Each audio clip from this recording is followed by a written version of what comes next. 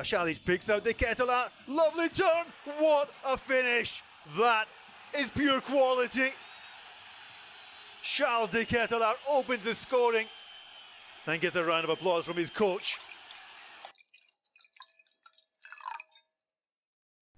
Hello, you knuckleheads, and welcome back to another episode of Serie A Spotlight. This is episode 113. We're your hosts Jake and Matt, covering all the action of match day 24 in Serie A. An absolute shootout it was, match day 24. A lot of goals, which have 5-1, a 4-1, a 3-1, a 4-2, a 4-0, another 3-1, and a lot of bangers, man. So many good goals, man. We're going to have to bring the poll back. The last few have been so clear, the goal of the week, of the last few episodes, that I haven't even included the poll, to be honest. But this week we're going to have to do it for sure, because there was Charles de Ketelaar took the cake, right? That is control and shot immediately without the ball even touching the ground. Control with the right, volley on the left. Malinovski's goal was a rocket. Yeah. Trademark Malinovski finish. Yeah, the Orsolini's second goal, which was amazing, Ronaldo-esque, placed as well into the first goal corner. was nice as well. That's true. Gaetano, after Luvumbo flicked the ball towards him, and he just curled it in top bins. Yeah. Coop Miners with a perfectly placed free kick. El Shaarawy with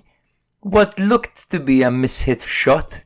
I'm not sure. Yes, definitely an unorthodox finish. I don't know. The weather conditions were so bad that we'll give it to him. That was a juicy goal. Though. It was smacked off both posts and into the back of the net. Theo Hernandez's goal was very good, running in, obviously, a trademark Theo Hernandez run, and Leao having enough vision and awareness to not play it to Giroud on the wing.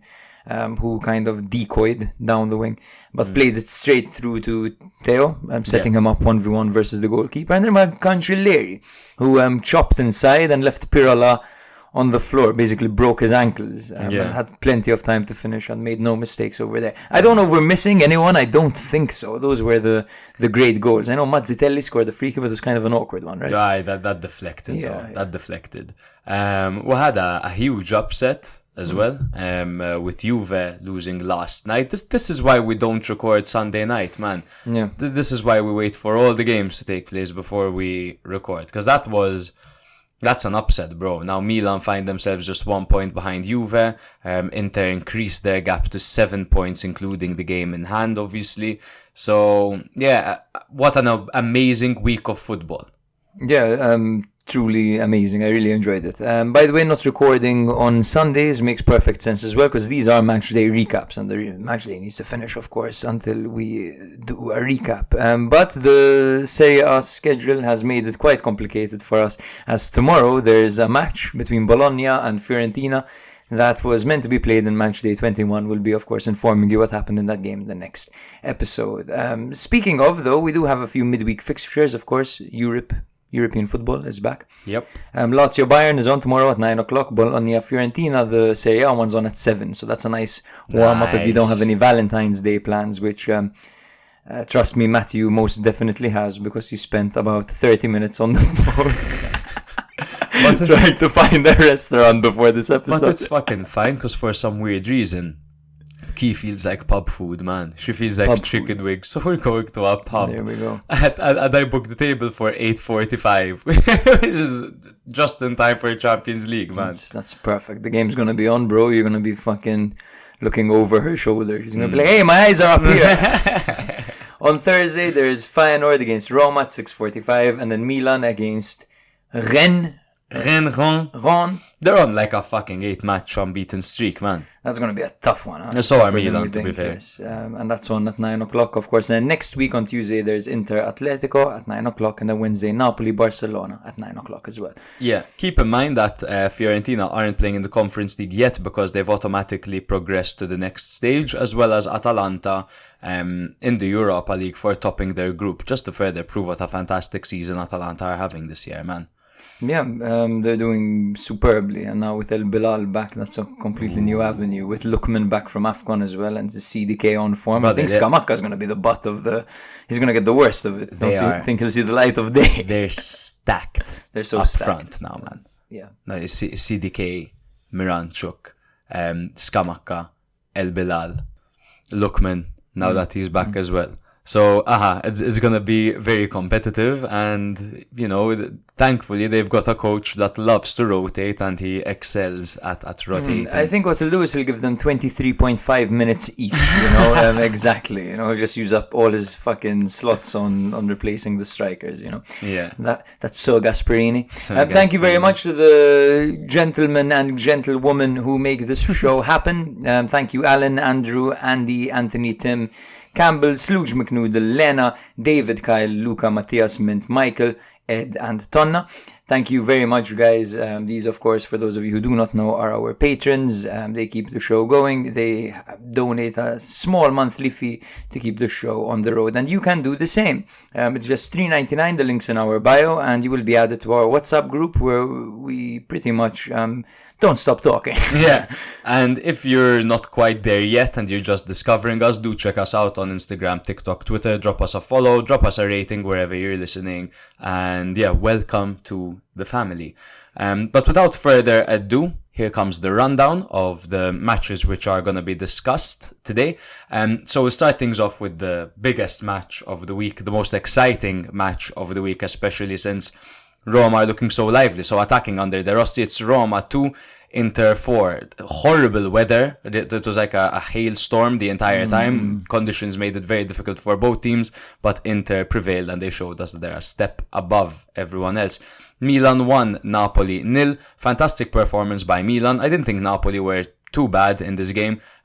They created a few decent chances, but Milan did enough to hold on over there, even though there was a late shock. Juventus 0, Udinese 1. Udinese, they don't win much, but they've now beaten Juve away from home and they've beaten Milan away from home. And I believe they only have 3 or 4 wins this season. So 2 away wins and they're against Milan and Juve. That's fucking crazy, man. That's crazy. Genoa 1, Atalanta 4. 3 magnificent left-footed goals in this game and a debut goal for a certain El Bilal Touré. In case you guys don't remember, he is Atalanta's record signing after they signed him for 30 million last summer. Cagliari 1, Lazio 3 is the other game that we're going to be covering. Good performance there by Lazio. Fiorentina 5, Frosinone 1. Everyone was getting on the score sheet for Fiorentina, even Barak and Giorgio Icone, guys. Wow, stay tuned for that one. Bologna 4, Lecce 0. Bologna are back again. A doppietta by Orsolini, some magnificent goals in this game as well. Salernitana 1, Empoli 3. Empoli absolutely outclassed Salernitana in this game, so much so that Pippo Inzaghi got sacked after failing to beat one of the only teams that you'd think Salernitana could potentially do something against. Sassuolo 1, Torino 1. If you see Sassuolo and Torino next to each other, how do you not bet on this scoreline? 1-1 between the two sides. And Monza 0, Verona 0, because if there's a 0-0 game, it's always at the end because we're always over time. Yeah, exactly. And that, I think, is a must-do for us, to be honest, because we blab on for so long, bro, about these games. Yeah. It's almost like we don't talk about games when we're not recording, man. Yeah, which we do to our girlfriend's demise. But we can start off with Roma Inter. I think that was the most the most noteworthy game of the lot, the biggest game. The first real challenge for De Rossi is what they were hailing this one after he went flawless 3 out of 3 against minnow sides, to be honest, in Serie A.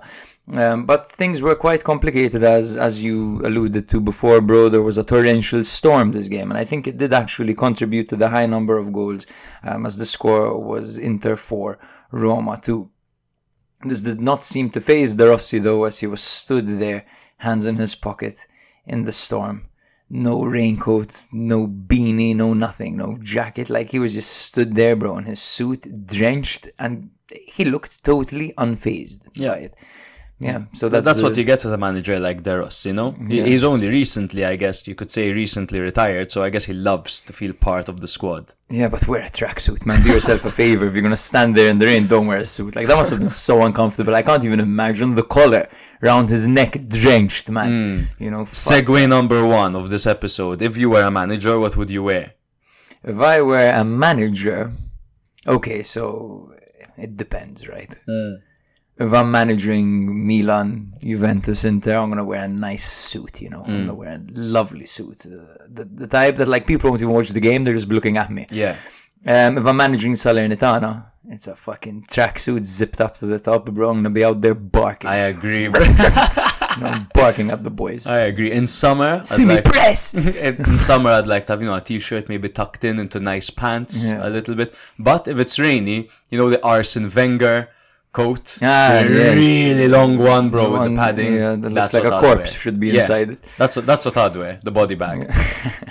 Anyway, that was segue number 1. Yes, so as for the lineups, for Roma, it was a 4-3-3 formation with Rui Patricio on goal, Rick Karsdorp on the right, and the new boy Angelino on the left, with Mancini and Huijsen as the centre-back partnership. It was Brian Cristante, Paredes, and Pellegrini playing as the midfield 3, with Dybala on the right, El Shaarawy on the left, and Lukaku up front. Up front. Now, for Inter, it was Bastoni, Acerbi, and Pavard at the back, of course, with Jan Sommer in goal, Di Marco and Darmian out on the flanks, with Mkhitaryan, Çalhanoğlu, and Barella in the middle, and the striking partnership of Lautaro Martinez and Marcus Thuram. Now, Roma actually came out the aggressors this game. There was El Shaarawy. I called Sommer into action with a brilliant save just 50 seconds in, and that actually was a brilliant save because it was looping over Sommer, who kind of had to jump up in the air and punch it over for a corner. However, it was in the 17th minute when Lukaku's headed clearance fell straight to Acerbi, who looped the ball over Rui Patricio and in with his head. A good goal for Acerbi, who really enjoyed that and went on to flip off the fans, by the way. Yeah, later absolutely. On that Fucking rightly so, brother. The chants they were singing to him were disgusting. Absolutely disgusting, about him having testicular cancer and how they wanted him to die, kind of thing. So, you give what you get, and if you can't get what you give, then don't give. You know what I'm saying? Yeah. Take that, Roma fans. Take that, right? Yeah. Yeah. Just one thing I want to say about this goal is, I thought, now I'm no expert, I'm no genius, but I think this was offside, man. Yeah, because there was Thuram, I believe, in an offside position. I didn't say he wasn't interfering with play, but he made contact with the goalkeeper. He was touching the keeper. I'm surprised there wasn't that much of a reaction. I might have it completely wrong, but I truly think that was offside. I think we've truly been desensitized, bro. Wait till we get to the Juve game. Madonna. Bro, what? Honestly, the Udinese goalkeeper, I'm forgetting his name right now, is it Okoye, yes, the 24-year-old Nigerian, spent an entire game punching Milik in the face. I'm not even... Okay, he did it twice. When it was the exact same penalty that was given against Inter.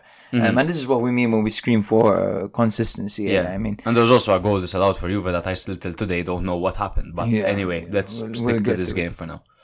In the 28th minute, Pellegrini picked out Mancini with a delicious free kick, and the Italian psychopath headed it in and went off celebrating. And then in the 44th minute, Captain Pellegrini struck again. It seems that he's back. He picked out El Shaarawy with another fantastic pass. El Faraone struck the ball weirdly. Kind of like, it looked like he should have gone for the far post, but he went for the near post, and even the technique he opted for was a far post technique. You know what I mean? Like, his body language screamed far post, but he caught Sommer off guard and it hit off the near post into the far post and into the back of the net. It was actually quite a cool goal.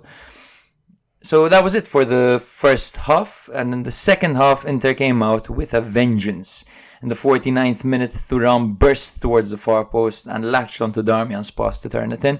And in the 56th minute, Thuram's reign of terror continued. The French son of a legend charged towards the near post, forcing Angelino to turn the ball into his own net. Of course, in the 92nd minute, there was an insurance goal. This was a counter-attack with no one really defending for Roma. You could see the players running back, but it was kind of like more of a formality than actually running with any desire to win the ball back. Arnautovic played the ball to Bastoni, 1v1 on a counter. You can see Alexis Sanchez really wanted that, but Bastoni, of course, claimed it and put the ball into the back of the net. Yeah.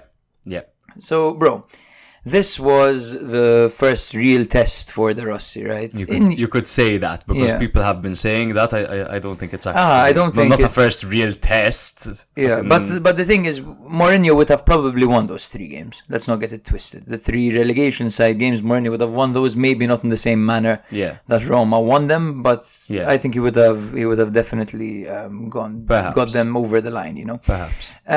So let's assume that this was the game where De Rossi had to show that this Roma have something different to offer. Mm-hmm. Did he pass the test, in your opinion? So, in my opinion, yes. So, to get 2 goals against Inter in the first half. Now, keep in mind, take everything I say with a pinch of salt because of the terrible conditions that took place in the game. Because from one side, you've got that they looked really, really good once again going forward and testing Inter's back line, which is a very tough line to penetrate. Mm-hmm. And they managed to put themselves ahead in the first half. So they really, really took the game to Inter. And then the second half, Roma have shown us a negative side throughout the Rossi spell. It's their defense. They can't hold up defensively the same way they did under Mourinho because they're looser as a team. They're not so tight as they were. Which subsequently allows them to concede more goals. That at the same time, you could also blame the conditions. So you could blame the conditions that they scored 2 goals. You could also blame the conditions that they conceded 4. I think if for his first, let's call it, test, he goes out there and puts 2 past Inter in the first half and they look the way that they did because they looked really, really good in this game. I think he passed the test, personally. Yes, and originally I thought the same thing. In fact, originally I wrote, first test for De Rossi, passed, and just passed. Now I added a question mark, because granted, they started well, they played very well. They attacked Inter, they were fearless, the conditions were against them. But in the second half, they didn't go out prepared, man. I think they went out with the wrong approach. Thuram punished them in the same way, running into the box, one at the far post, one in the near post, and getting onto the end of a cross from out wide, of course. I think they should have tightened up, to be honest. I think they should have taken a play out of Mourinho's book and literally just tightened up and not committed so many men forward, because the problem is Inter kind of hit them on the break for these 2 goals. And that's not what you expect to see when you're up 2-1, getting hit on the break twice to go fucking down, So I think that it was a pretty good game for Roma, pretty impressive showing for De Rossi. But I think as a test, I would say it was a failure. You think he failed? I think he failed. Yes, I think he failed to get something out of a game where he put his team in a position to get something out of it. Perhaps it's harsh, but that's just the reality. Eh? It is harsh. Yeah. Milan lost 5-1 to Inter. Milan have been losing 5-1 to Inter for 2 years now. Inter are, exactly. That goes to show how strong Inter are. Inter are absolutely But relentless. what do we always criticize about Milan playing against Inter? How stubborn Pioli's approach is. But this is De Rossi's 4th Serie A game in charge for Roma. Yes, it's kind of basic. No, that if you take the lead, if you're entering the second half and you're ahead, then tighten up. Exactly, make the necessary changes. Yes, that's basic, and to be honest, I'm quite disappointed that he didn't manage to fucking instruct his players to do so. And then there are also the conditions that you have to keep in mind. Perhaps they're not a team that are going to... They're a very high-pressing, attacking team. And maybe they were looking to get a 3rd, and maybe had the conditions have been better, they could have gotten that 3rd. But the way that things played out, Inter, the better team, prevailed and they managed to put 4 past them. I wouldn't say it's a failure. I think you score 2 goals against Inter in the first half and you look the better team in the first half. It's harsh to call that a failure. I agree it's harsh, but it is a failure. He got 0 points. I mean, he was in a position where he could have got 1. Oh yes, but that's not if pass or fail is win or loss, then it's a very easy conversation in football, to have. Unfortunately, that seems to be the case more often than not. Like, for example, Inzaghi. Inzaghi had Salernitana playing well against top teams. Playing very well against top teams. Looking organized And it was down to last-minute mistakes at the end of the games in extra time that actually led them to not getting any points. One bad game against Empoli, and he's off. He's done, you know? Yeah. I mean, eventually when they're going to be... When the Friedkins are going to be thinking, should we renew the Rossi? Should we go for someone else?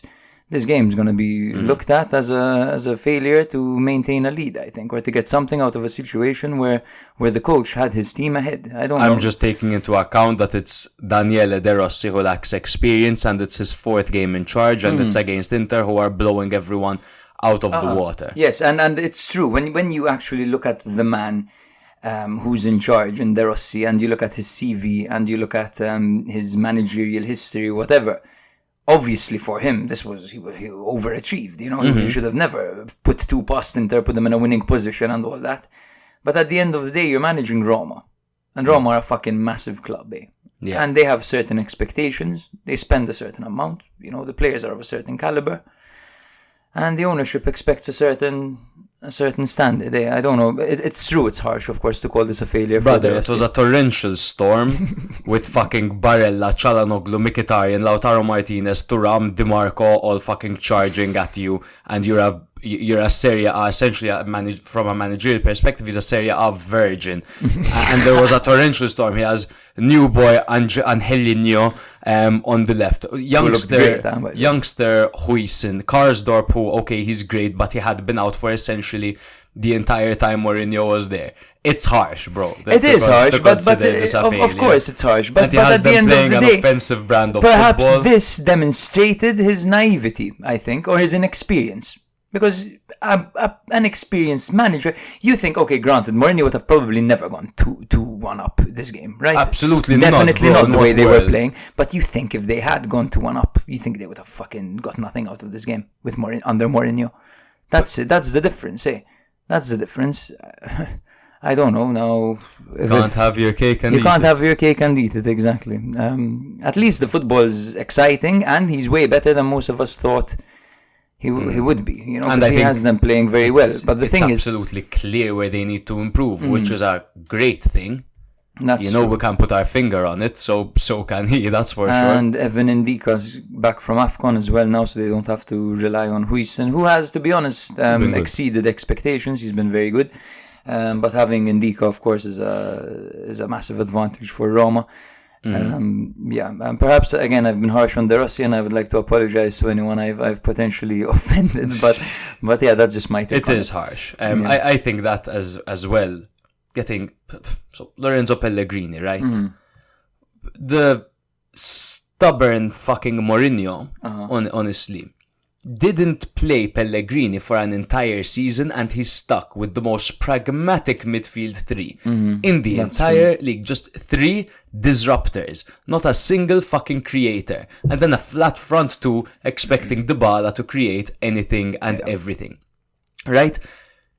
De Rossi comes in, slots Pellegrini directly into this team, and what has he done, brother? 3 games or 4 games, he has like 3 goals and 3 assists, 2 assists against Inter. El Shaarawy into the team. This guy, Mourinho, saying he didn't have options, puts El Shaarawy on, and he's one of their best players. All of a sudden, he is rediscovering this team. And along the way, as this team is being rediscovered, there's going to be many a setback. Definitely. They're going to have very disappointing losses after this game. I'm sure of it, because this team is still figuring it out. You know, imagine you're fucking Paredes or Cristante, you know? And you're used to Mourinho's system where you're always fucking, okay, now you press, okay, and I cover. Okay, now I press and you cover. That's the only thing that is constantly going through your mind. And now Paredes is seeing the ball all the time. He's constantly with the ball at his feet. You know what I mean? It's a massive transition. Yeah. But one thing remains the same.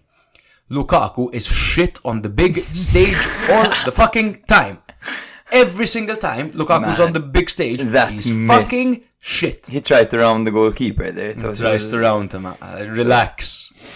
Madonna. No, he's cursed in these situations, man. In these big moment situations. And he's mentally fragile. He's playing against Inter. Who he knows that they hate him, bro. They can't stand him. He's got all his former best friends. It doesn't fire him up, eh? He's not quite Jamie Vardy, you know what I mean in that aspect. No. Jamie Vardy, if you boo him, he'll kill you. You know, he'll actually embarrass your football team if you mock him as a fan base.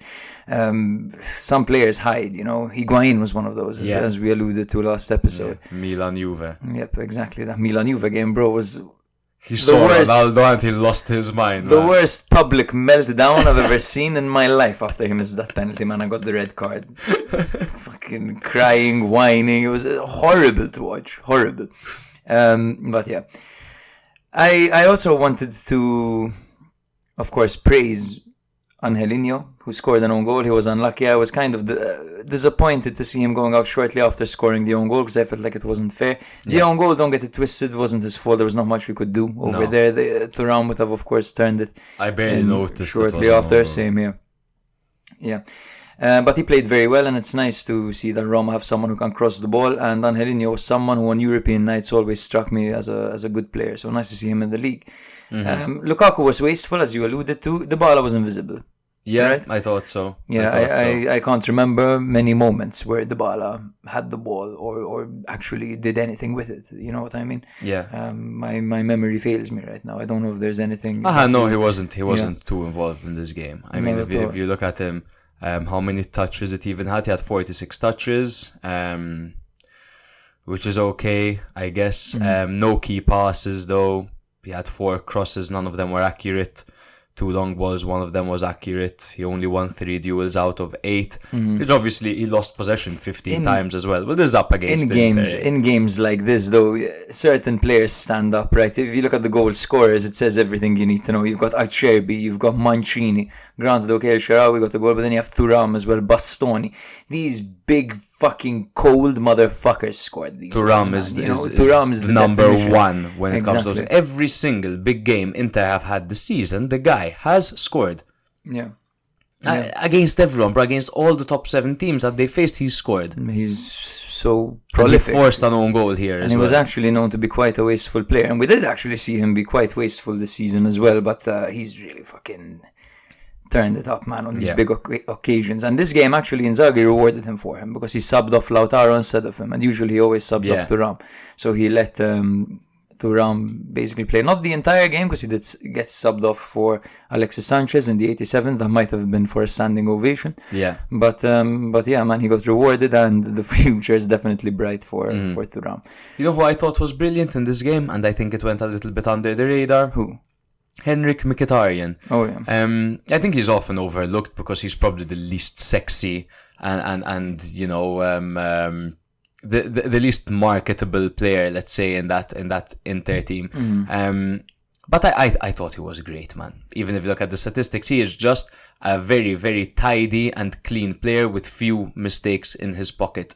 It's no wonder Inter are so good when they have someone in the midfield that just knows what he's doing, understands the assignment, and we often see him get criticized for being Inter starter. At that age, we see Inter get criticized rather. But honestly, he really, really impresses me, Mkhitaryan. He's such a clean footballer, very tidy. He's got good technique. He's a good carrier of the ball. He goes on these little bursts that he can still do at his age.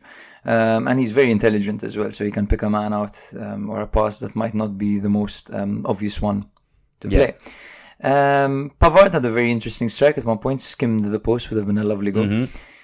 But yeah, bro, when it comes to this game, I thought that Inter deserved it. As I mentioned earlier, Roma were slightly naive to not shut up shop after taking the lead, but of course the conditions made it quite difficult for them to do anything. As also for Inter to come back into the game because the storm didn't let up. I'm surprised the game even went on. I don't know how the ball passed the bounce test at the beginning. How funny the weather in Malta. While that game was on, there was 15 minutes of an absolute fucking hailstorm. And it looked like it was snowing, and we never get snow here. Yeah. But yeah, that's pretty much it. Inter are currently in first with 60 points. Of course, they extend their lead by 7 points over Juventus with a game in hand. While Roma are down in 6th with 38 points. 4 points off of the Champions League spot. But Atalanta do have a game in hand. Yeah. We had another massive game this weekend. It was Milan-Napoli, which has become a bit of a rivalry since last season, Milan getting the better of Napoli on so many occasions last season when Napoli were absolutely demolishing anyone and everyone. And we saw Leao having an argument with Spalletti and Maldini getting involved. Culturally, this has become quite a heated affair between these two teams. Milan were coming off a 3-2 away win against Frosinone, and Napoli were coming off a 2-1 home win against Verona. The previous encounter between these two games was one of the few games I woke up for in Australia. Milan were winning 2-0, and then the second half, when famously Giroud said we didn't know whether to attack or defend, Napoli equalised, making it 2-2. Raspadori free kick, I remember. Yeah. Reinders was suspended in this match, so we saw Benasser stepping inside along Adli. The first time we've seen these two start together. Obviously, I'm not going to go through all the injuries Milan have in their defense. However, Malik Chow is recovering and he's back in training. Mario Rui sat out a ban and was replaced by Mazzocchi on the left-hand side, and Alex Meret had gastroenteritis. He had the gastric flu, so he couldn't play in this game, replaced by Gollini. Anguissa was back, Osimhen was not because he was busy losing in the final. Napoli were unbeaten here in Serie A since December. Listen to this, Jake. When do you think was the last time Napoli lost in the San Siro against Milan in Serie A? The last time Napoli lost in San Siro in Serie A. I remember the comeback, but that was the one Calabria scored, and that was at the Maradona, I think, when Milan were 2-0 up. I would say, bro, I don't know, man, 2015? Almost, 2014. December 2014, so you're actually very, very close. Wow. You were a month away. And they won their last 3 in a row. That I remember. I believe they were all 1-0. That's quite an impressive statistic, huh? Right, man, right? And then, interestingly, Milan trashed Napoli 4-0 last season. That was in the Maradona, bro. That's absolutely mental what these two teams do to each other. Milan started with their 4-2-3-1 formation with Mike in goal and the back line of Calabria, Kier, Gabbia and Theo. Double pivot of Benasser and Adli, as I mentioned earlier, with Leao on the left, Pulisic on the right, and Loftus-Cheek playing behind Giroud. Whilst it was a very interesting 3-4-1-1 formation for Napoli, with Gollini in goal, and the backline of Ostigard, Rahmani, and Juan Jesus. Di Lorenzo playing out on the right, Mazzocchi on the left, and a midfield three of Zielinski, Lobotka, and Anguissa, with Kvaratskhelia in the free role, playing behind Giovanni Simeone. Now, in the 10th minute, Simeone should have done better at the near post after Guevara skipped past Gabbia and squared it from the right-hand side, only for the Argentines' first-time attempt to stray wide. They were then punished in the 24th minute as Theo scored after a Leao assist. It was a trademark Milan goal. Theo picked out Giroud and darted forward off the ball. Giroud laid the ball off to Leao, who picked out the run of Theo with a very well-weighted pass, and Theo Hernandez surged through a gaping hole in Napoli's defence and beat Gollini at his near post. Just 3 minutes later, Leao cut inside and had a curling crack from distance, only to force a brilliant save out of Gollini. So me and Jake looked at each other and said I thought we asked him to play to his strengths, but that was a fantastic attempt by Rafa Leao, one of his better strikes. And after that there were chances for both teams. Simeone had a good opportunity after Benasser gave the ball away. Politano had his weekly threatening tira at Gira that flashed just wide of Mike's post. Leao missed an opportunity after a great ball by Florenzi, which shows the frustration of Leao as he's still 15 games without a goal. And then the 88th minute, that's when every Milan fan was absolutely, I can guarantee you, every Milan fan was shitting himself or herself. Napoli got their closest opportunity of the night as Lindstrom's cross met the extended leg of Simic, which whacked the ball against his own post. And that was, threatening stuff by Napoli. But I would say horrendous. I would say Napoli had some good opportunities. They had 2-3 good opportunities. But I think, as a Milan fan, those last 5 minutes were the only times I felt threatened. I thought Milan did a very good job of controlling the game. I agree, yes. I feel like Milan did a an expert job, to be honest, to handle Napoli in this situation. A few things to note as well. Davide Calabria did go off injured and was replaced by Florenzi, who has looked useful as a utility option. He came on at one point, and thank God he did, because Kvaratskhelia was clean through on the break. He had only Kier in front of him. Florenzi saw this at the midfield line and started charging, running back as fast as he can. Kier, God knows what the hell he was thinking. He, honestly, a guy at his age, like, honestly, just like, what are you doing? When he tried he tried to take Kvaratskhelia out, like, properly take him out. He tried to kill Kvaratskhelia. So just because he saved Eriksen, he feels like he can kill Kvaratskhelia. He like slide tackled, but like midair, like kung fu kicked. He tried to kung fu kick him, like from the front, man. Going for his shin, you know. Any contact, and that is he would have really hurt him. Blatant red card. Kvara had the presence of mind to round him, but Florenzi had tracked back the entire time and actually won the ball back. I think he gave a corner away, but he did win it back. Basically, stopped Kvaratskhelia. So shout out Florenzi. He is every referee's nightmare, Florenzi.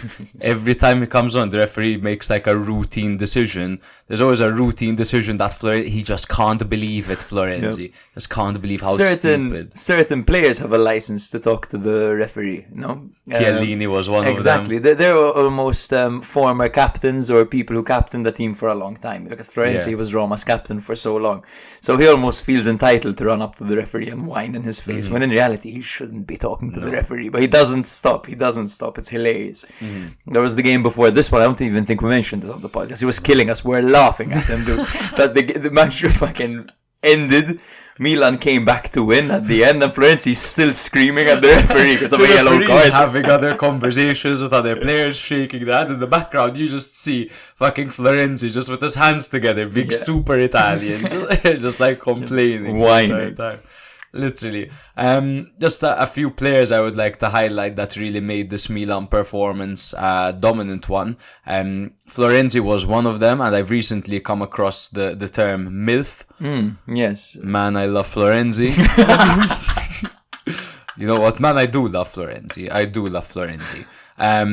Gabbia, just again, I'm sorry, but this was another extraordinary performance by Gabbia. He reads the game so well, man, and that is his number one trait. Honestly, the way he reads the game is very, very good. Adli and Ben Nasser in the pivot together were very good, very creative, very fluid, off the ball, and then obviously we didn't get to see. Ben Nasser is fantastic off the ball, though, isn't he? He tracks back a lot and he gets out of dirty work done. And just Theo Hernandez is. So before we said that the uncontested star of Milan is Rafa Leao, and we've mentioned Pulisic being there, Giroud being there. Can we not take this man, Theo Hernandez, for granted? Because for the past 5 years he has been the most reliable player in Milan's team, without a shadow of a doubt. Reliable, versatile, loyal, fit. He isn't available. Absolutely, no drama, no hassle with renewals, no nothing. He stopped doing this shit at the back. Exactly, he improved defensively so much. Every year we almost see him get better, to the point that he was viewed as a bad defender in his first season. He was viewed, because Theo, all he can do is attack. This season, 4 or 5 years later, he played as a centre-back. That goes to show the progress that Theo Hernandez has made as a player. Remarkable player, honestly. I think he's, at the moment, Mr. Milan. You know what I mean? Absolutely. He is the epitome of Milan. When it comes to Leao, of course, he's always going to be the golden boy, the marquee player, you know, because he's flashy, he's cool, he dribbles with a smile, he does things that most people can't do. His technique and his dribbling skills are incredible. So, of course, he's always going to get the headlines. But Theo Hernandez, I don't think there's a player like him in the world, man. Literally. And it's funny. Mazzarri complained. He's like, we played a good game. I don't think Milan deserved to win the game. So I was really frustrated by their goal because it was the most routine Milan move ever. And he said, I don't want to blame one player from my team, but we've practiced that 100 times leading up to Milan. What's this? The Arjen Robben effect, the Del Piero effect. Everyone knows what you're gonna do, but you can't stop it. Exactly. Take the L, baby. Take the L. But, like, what a move that is by Milan, to have that up your locker, just have that cheat code left back that can play a ball, dart fucking forward that way, and all you need to do is wait for him to get in that position. Brilliantly weighted ball, placed pass rather by Leao, and I thought Gollini should have come out better probably, but that speed, bro, that speed of Theo is so quick. Sometimes I wonder how much of this is improvisation and how much of it is practiced in training, you know what I mean? Like, do Leao and Theo bail Pioli out, or does Pioli set them up to succeed? I don't think it takes a genius manager to put together that move, I'm not gonna lie. It takes, like, Leao. I'd almost be embarrassed to set it up. Pass to Leao, Theo, you run, charge. Everyone cover. Play it to the tall striker. Start running. Tall striker, hold up. Play it to the winger. Winger plays it to the left back. It's routine, eh? And they've done that move 1,000 million fucking times. So you mentioned what Mazzarri said after the game. But what about what Pioli said? Huh? Take it away, brother. This is an actual quote, by the way. I know we joke a lot over here, but it sounds like Pioli might be a listener because this is right up our alley. So, Leao and Theo, they hear each other, they smell each other, they know each other, they kiss each other. I kiss them too when they score a goal. Fucking yes. End quote. Yes. That's what we're all about here at Milan, man. That's it, man. We kiss, we smell, we love, we fuck, man. We know. We know. We know. We all kiss each other. Fuck it. It's a party, man. What are we? Non-inclusive. What's this? That's We're such Milan. a strange joke to make, you know? They know each other. They kiss each other. I kiss them as well, man. Like, what? Pioli, what? The Twitter reaction has been hilarious because no one knows like quite what to make of this quote. But yeah, it's hilarious. No, it's beautiful. Pioli was always such a great speaker. Milan are now 9 games undefeated. Their last loss came against Atalanta in December. Since then, they've had 2 draws and 7 wins. It's easy to look at the Bologna game, it's easy to look at the Salernitana game and say Milan are in a slump. Milan haven't been in a slump since the start of the year and the end of last year. Milan are looking like a fully flowing Champions League team, and any other season Milan could really fucking push to win the league. You mentioned Calabria's injury. He's set to miss 2 games only, but motherfucking MILF will step in and do a fantastic job over there for Milan. Milan now just 1 point behind Juventus in 3rd place. Juve on 53, Milan on 52. Whilst Napoli, my God, 9th place, 35 points, just 2 points ahead of Torino. Juve took on Udinese at home and failed to get anything out of it. Yes, they got roasted. Udinese beat them 1-0. For Juve's lineup, it was a 3-5-2 formation with Szczesny in goal, Gatti, Bremer and Sandro at the back. Sandro over there relieving Danilo, giving him a bit of a rest. Cambiaso was out on the left with Wea out on the right. Rabiot, Locatelli and Weston McKennie were in the middle with Arcadius Milik up front, replacing the injured Dusan Vlahovic alongside Federico Chiesa. For Udinese, it was a 3-5-1-1 formation with Maduka Okoye in goal, who had a fucking incredible game. Christensen, Gianetti and Perez at the back, Zamora on the left, Ezibwe on the right, Samardzic, Wallace and Lovric in the middle with Tauvan playing behind Lorenzo Lucca. Now, Udinese's goal came in the 25th minute after Lautaro Gianetti fired home after an Udinese free kick which wasn't cleared well by Alex Sandro. In the second half, Milik scored, but Chiesa's cross had gone out of play. And I can't remember, to be honest, a game where Juve got so close to scoring and just couldn't, man. Hey, man. I can't. Honestly, in the second half, the quality did dip when they brought in their when they made their substitutions. You look at the substitutions Juve made this game, And it highlights a problem, right? A problem that we've discussed before on this podcast. So they took out Wea, Locatelli, Chiesa, and Cambiaso, and they brought on Yildiz, Iling Jr., Nicolucci, and Cherry. 4 Juve next-gen players. Yeah. Now, when they're doing well, it's good.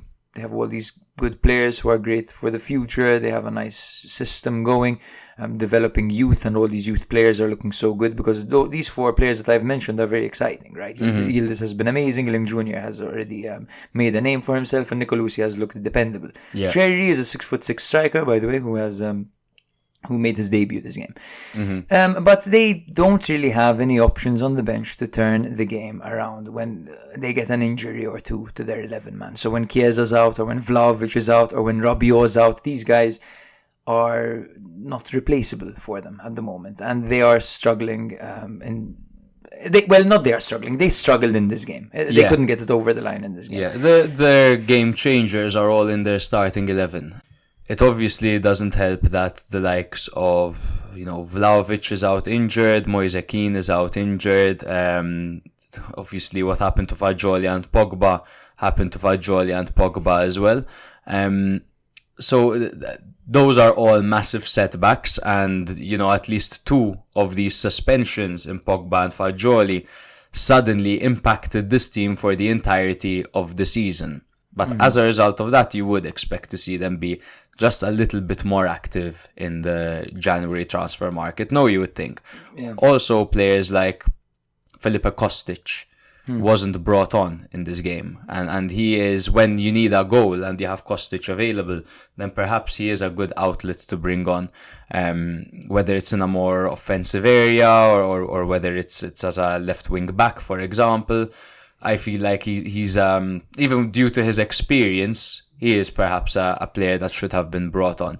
But it's you're right, and we debated last week actually. That Chiesa was not starting matches and that he was being brought on as almost like a super sub, and Yildiz was starting those matches, and we're saying, is Chiesa ever fit, and is he the type of player that should be utilized only for special occasions, so on and so forth. Maybe that is kind of why Allegri opted to bring him on as a super sub as well, because they don't have many game changers. So starting with Yildiz, if he's not performing as an 18-year-old, and I think he's more likely not to perform as an 18-year-old, they could bring on Chiesa, and like that you could ensure that you have the game changer, and at the same time he's more likely to remain fit, I guess. I do like that approach, and I can see though why he opted against that for this game, because you have Vlahovic out, you're not going to start with Yildiz exactly. Milik, But absolutely, I think that's not a bad idea,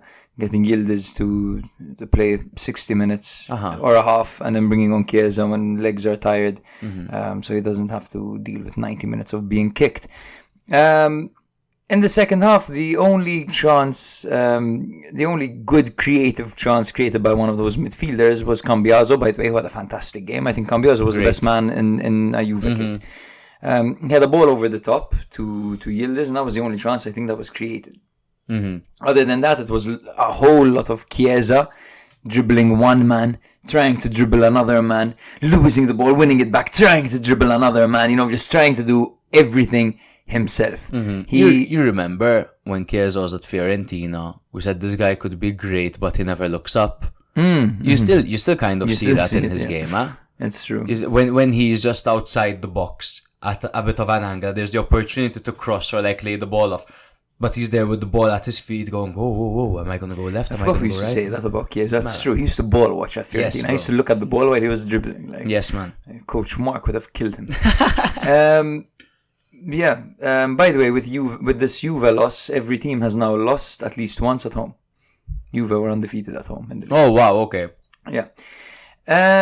A few more things I would like to mention. Of course, let's highlight the star men at Udinese. First of all, Cioffi, well done. You Allegri d'Allegri. Yeah. An absolute defensive masterclass. He brought on Isaac Success and Brenner, who just pressed and pressed and pressed as high as possible, and they really disrupted Juve's flow, and they couldn't do anything. So props to Udinese, props to Cioffi. He did a great job. Now, next up is a Nigerian goalkeeper, Maduka Okoye, who is 24 years old, 6'6", giant kid. He was actually born in Germany, fun fact, and he grew up in the Dusseldorf system before moving to Mönchengladbach, and then Bayer Leverkusen along with Dusseldorf. In his youth career, he moved around a lot. In his senior career, he's played for Dusseldorf, Rotterdam, Sparta Rotterdam as well. So there's two apparently. There's young Sparta Rotterdam, which is the youth team, I would assume, and Sparta Rotterdam, which is the senior team. He also went to Watford but didn't play a single game before being loaned back to Rotterdam and sold to Udinese eventually. So you know what he is, bro? A Pozzo, man. He's a victim of the Pozzo system. Yeah. Yes, Watford and Udinese, for those of you who do not know, have the same owners, and they're constantly shifting players around. I mean, think of Pereira, think of Delafeu. Think of Trustakong, all these players. It makes perfect sense. Another man I'd like to highlight is Lautaro Gianetti. Yes, by the way, Maduka Okoye does represent Nigeria. He's played 16 games for the Super Eagles, and he's got a very bright future. Let's talk about how he punched. Yes. Milik So yes, twice. there were three controversial moments in this game. Two of them being exactly the same, where Okoye charges out, punches the ball, and then the follow-up decks Milik in the face. Honestly, it was almost comedic how similar it was to the whole Inter incident. Yeah. So you think those were both penalties? Because you had argued that you believe if you get punched in the face... But I thought that Summers was more, as he was punching the ball, he also... It was more in the same frame of action.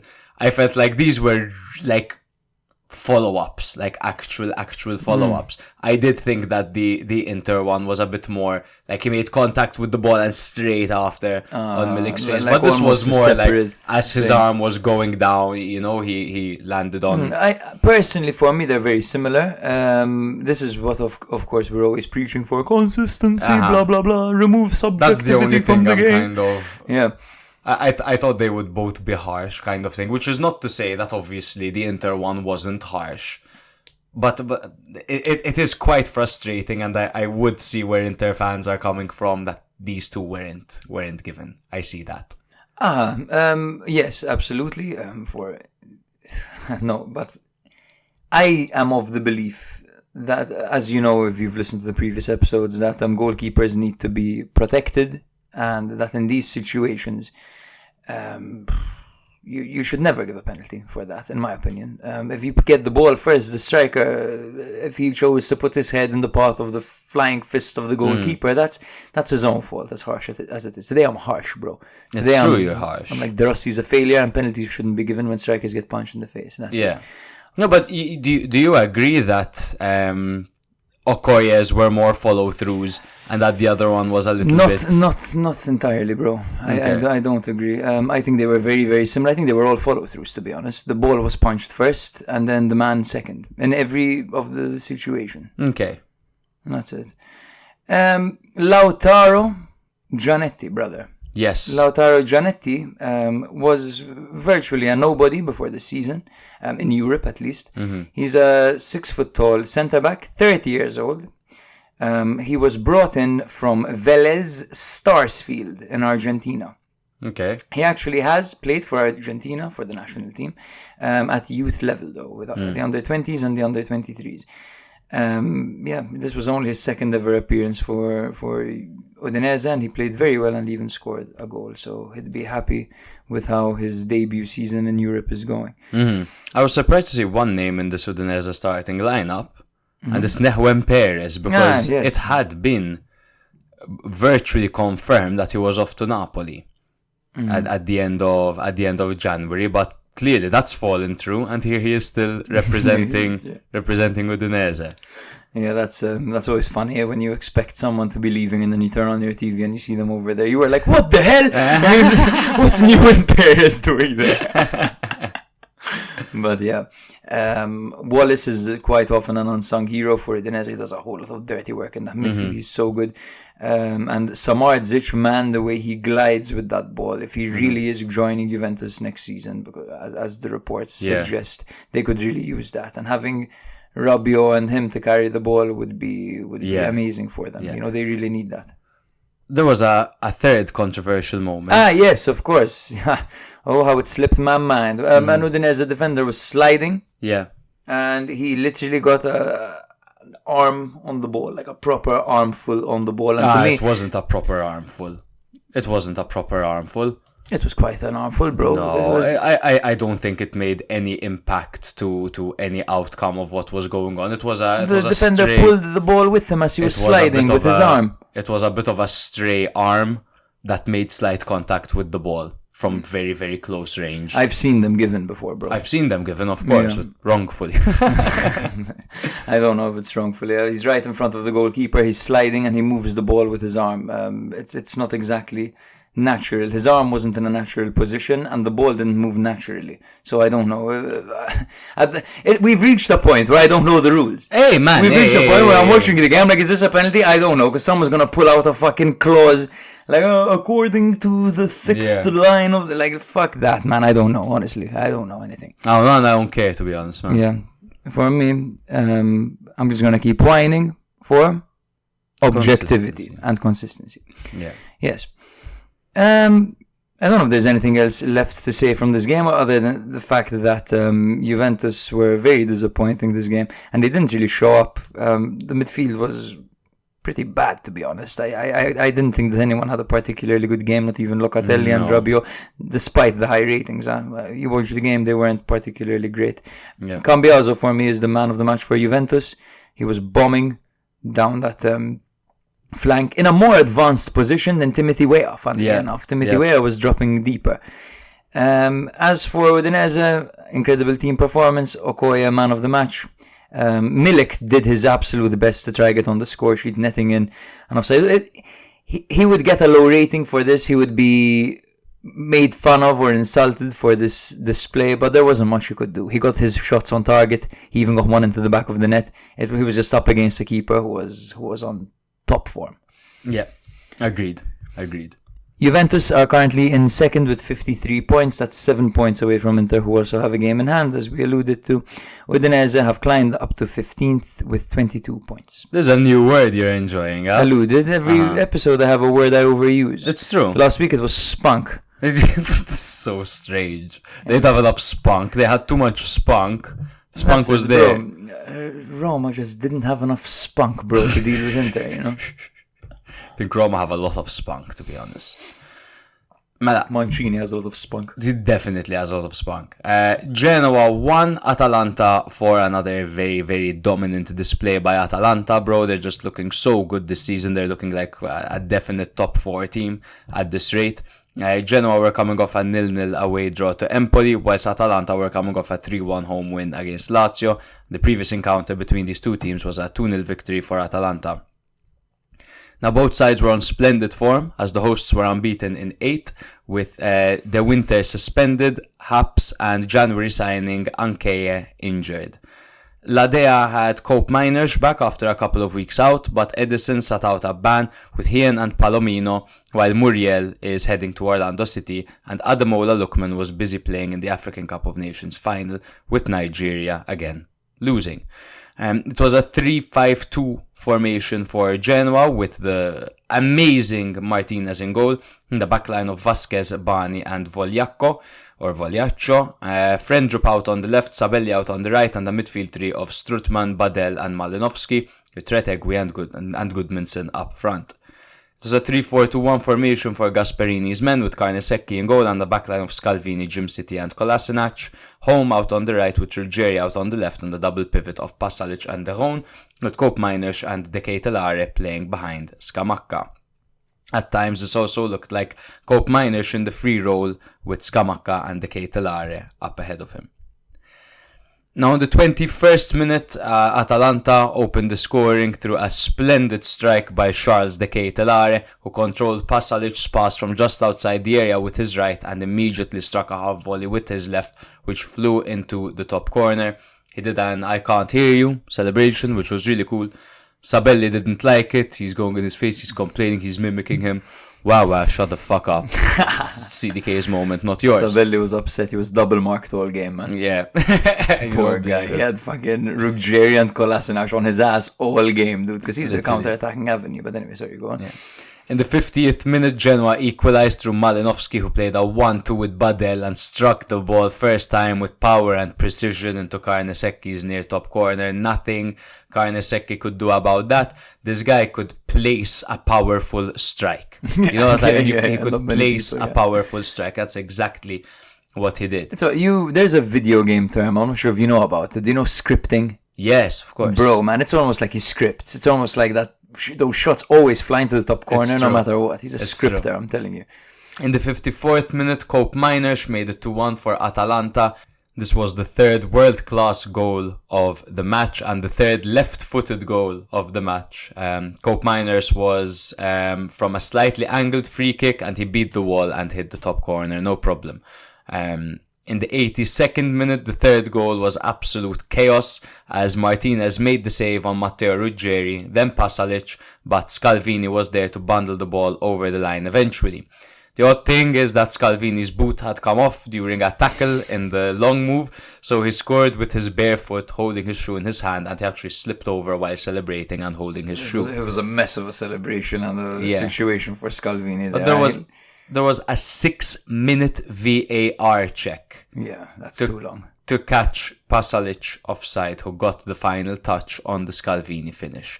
6 minutes. Too much. Can you imagine being there at the game? What a bore. How fucking frustrating. But thanks to that, obviously, there were fucking 11 minutes of added time that were added.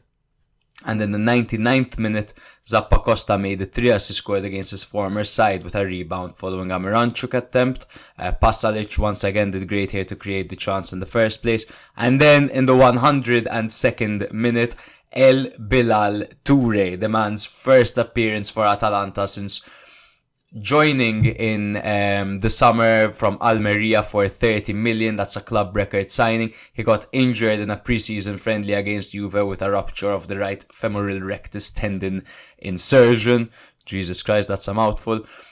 But nevertheless, in the 102nd minute, he headed in after a Miranchuk cross. But to be honest, he looked lively while he was on. Absolutely, no. He looked like Scamacca's going to have a really tough time to find minutes, because Scamacca's been okay. He's not been terrible, right? No. Especially when it comes to productivity, from a productivity standpoint. But he's been criticized by Spalletti, the Italian national team manager, and Gasperini for not running enough, which is just wild. Like if you're being criticized by your manager for not working hard enough publicly, that's the manager's last resort. He would have told him so many times. He would have been told by so many people you have to work harder before he eventually takes it to the public as a last-ditch tactic, you know? But now you're looking at, as we mentioned in the intro, Lookman, El Bilal, Scamacca, Miranchuk, CDK, like there's so much talent. There's so much talent, and I can't help Pasalic false 9. I can't help but feel that we're going to be seeing less and less of Scamacca. Yeah, could be. I mean, it was already the case with Miranchuk and CDK, let alone with Lookman and El Bilal Toure entering the fray. I am excited to see him because Atalanta don't splash cash. Yeah. And they splash 30 million on this guy. I also have him on Fanta, so I have him and Scamacca on Fanta. So I'm super fucking excited. Oh, but on different ones. So if they rotate, I might be fucked in either or. But that at least it makes the decision for you, because there's nothing worse than having two Gasperini strikers and having to choose which one plays. Man, I had Duvan Muriel, bro. Oh my god. Back in the day. I have Ederson, Pasalic, but thankfully they're starting start them both with a sub, bro. I want to say CDK is not the only revitalized player under Gasperini, but Pasalic has improved tremendously. His performances last season and his performances this season, especially in recent history, they look like two completely different players. Last season, in January, I dropped him from Fanta. I dropped him to make half the credits back. The credits were more valuable. But this season, he's so involved in the play. We're starting to see him get into those intelligent positions. He carries the ball forward a lot. He's very, very involved as a box-to-box midfielder. Absolutely. He dipped a little bit for a while last season and even beginning of the season, but he's definitely found his game again, and he played in a double pivot this game, so he did very well. Before you mentioned El Bilal Toure and his transfer value. Yeah. Atalanta don't buy players unless they can flip them for a profit. That's their whole transfer model, unless they're free transfers or low-cost options like Zappacosta, for example. They don't go for players that are gonna see them lose money in the long run. So it's very exciting to see what they've seen in El Bilal Toure to bring him in, and for that price tag, you know. For it to make sense, they need to profit more than 30 mil. Exactly. So what are they thinking here? They're gonna sell him for 70, 80? What's his? I'm curious to see what he's done in his career. This guy. I'm not too aware, to be completely honest. But he was at Almeria. He was on loan a couple of times as well. Yes. So he had 21 games and 7 goals for Almeria, and he was with Rem. He was with Rem? Yeah, it's a good thing he's not playing for them this Thursday. He had 64 games and 9 goals. So, okay, he's scored where he's been. He's 22 years old, so that's actually quite impressive because that's at top level, you know. So, yeah, it's interesting to see Atalanta swooping in and just cacawing him, you know, bringing him in. He's also from Mali, and he has 5 goals in 15 games for Mali. He must have been. Not a lot of, not a huge case study of what he's done so far, no? Yeah, not much. He's quite an unknown, but Atalanta would know, man. They'd know, bro. They'd know. And, you know, he looked lively when he came on for his first appearance, I'm telling you. Yes, man. And I just want to praise Atalanta overall, bro, because genuinely, one thing that I noticed, and funnily enough, before this episode, I was saying that Inter do this as well, but Atalanta fucking do it to a ridiculous extent. The way they stretch the lines, they create gaping holes in the defense.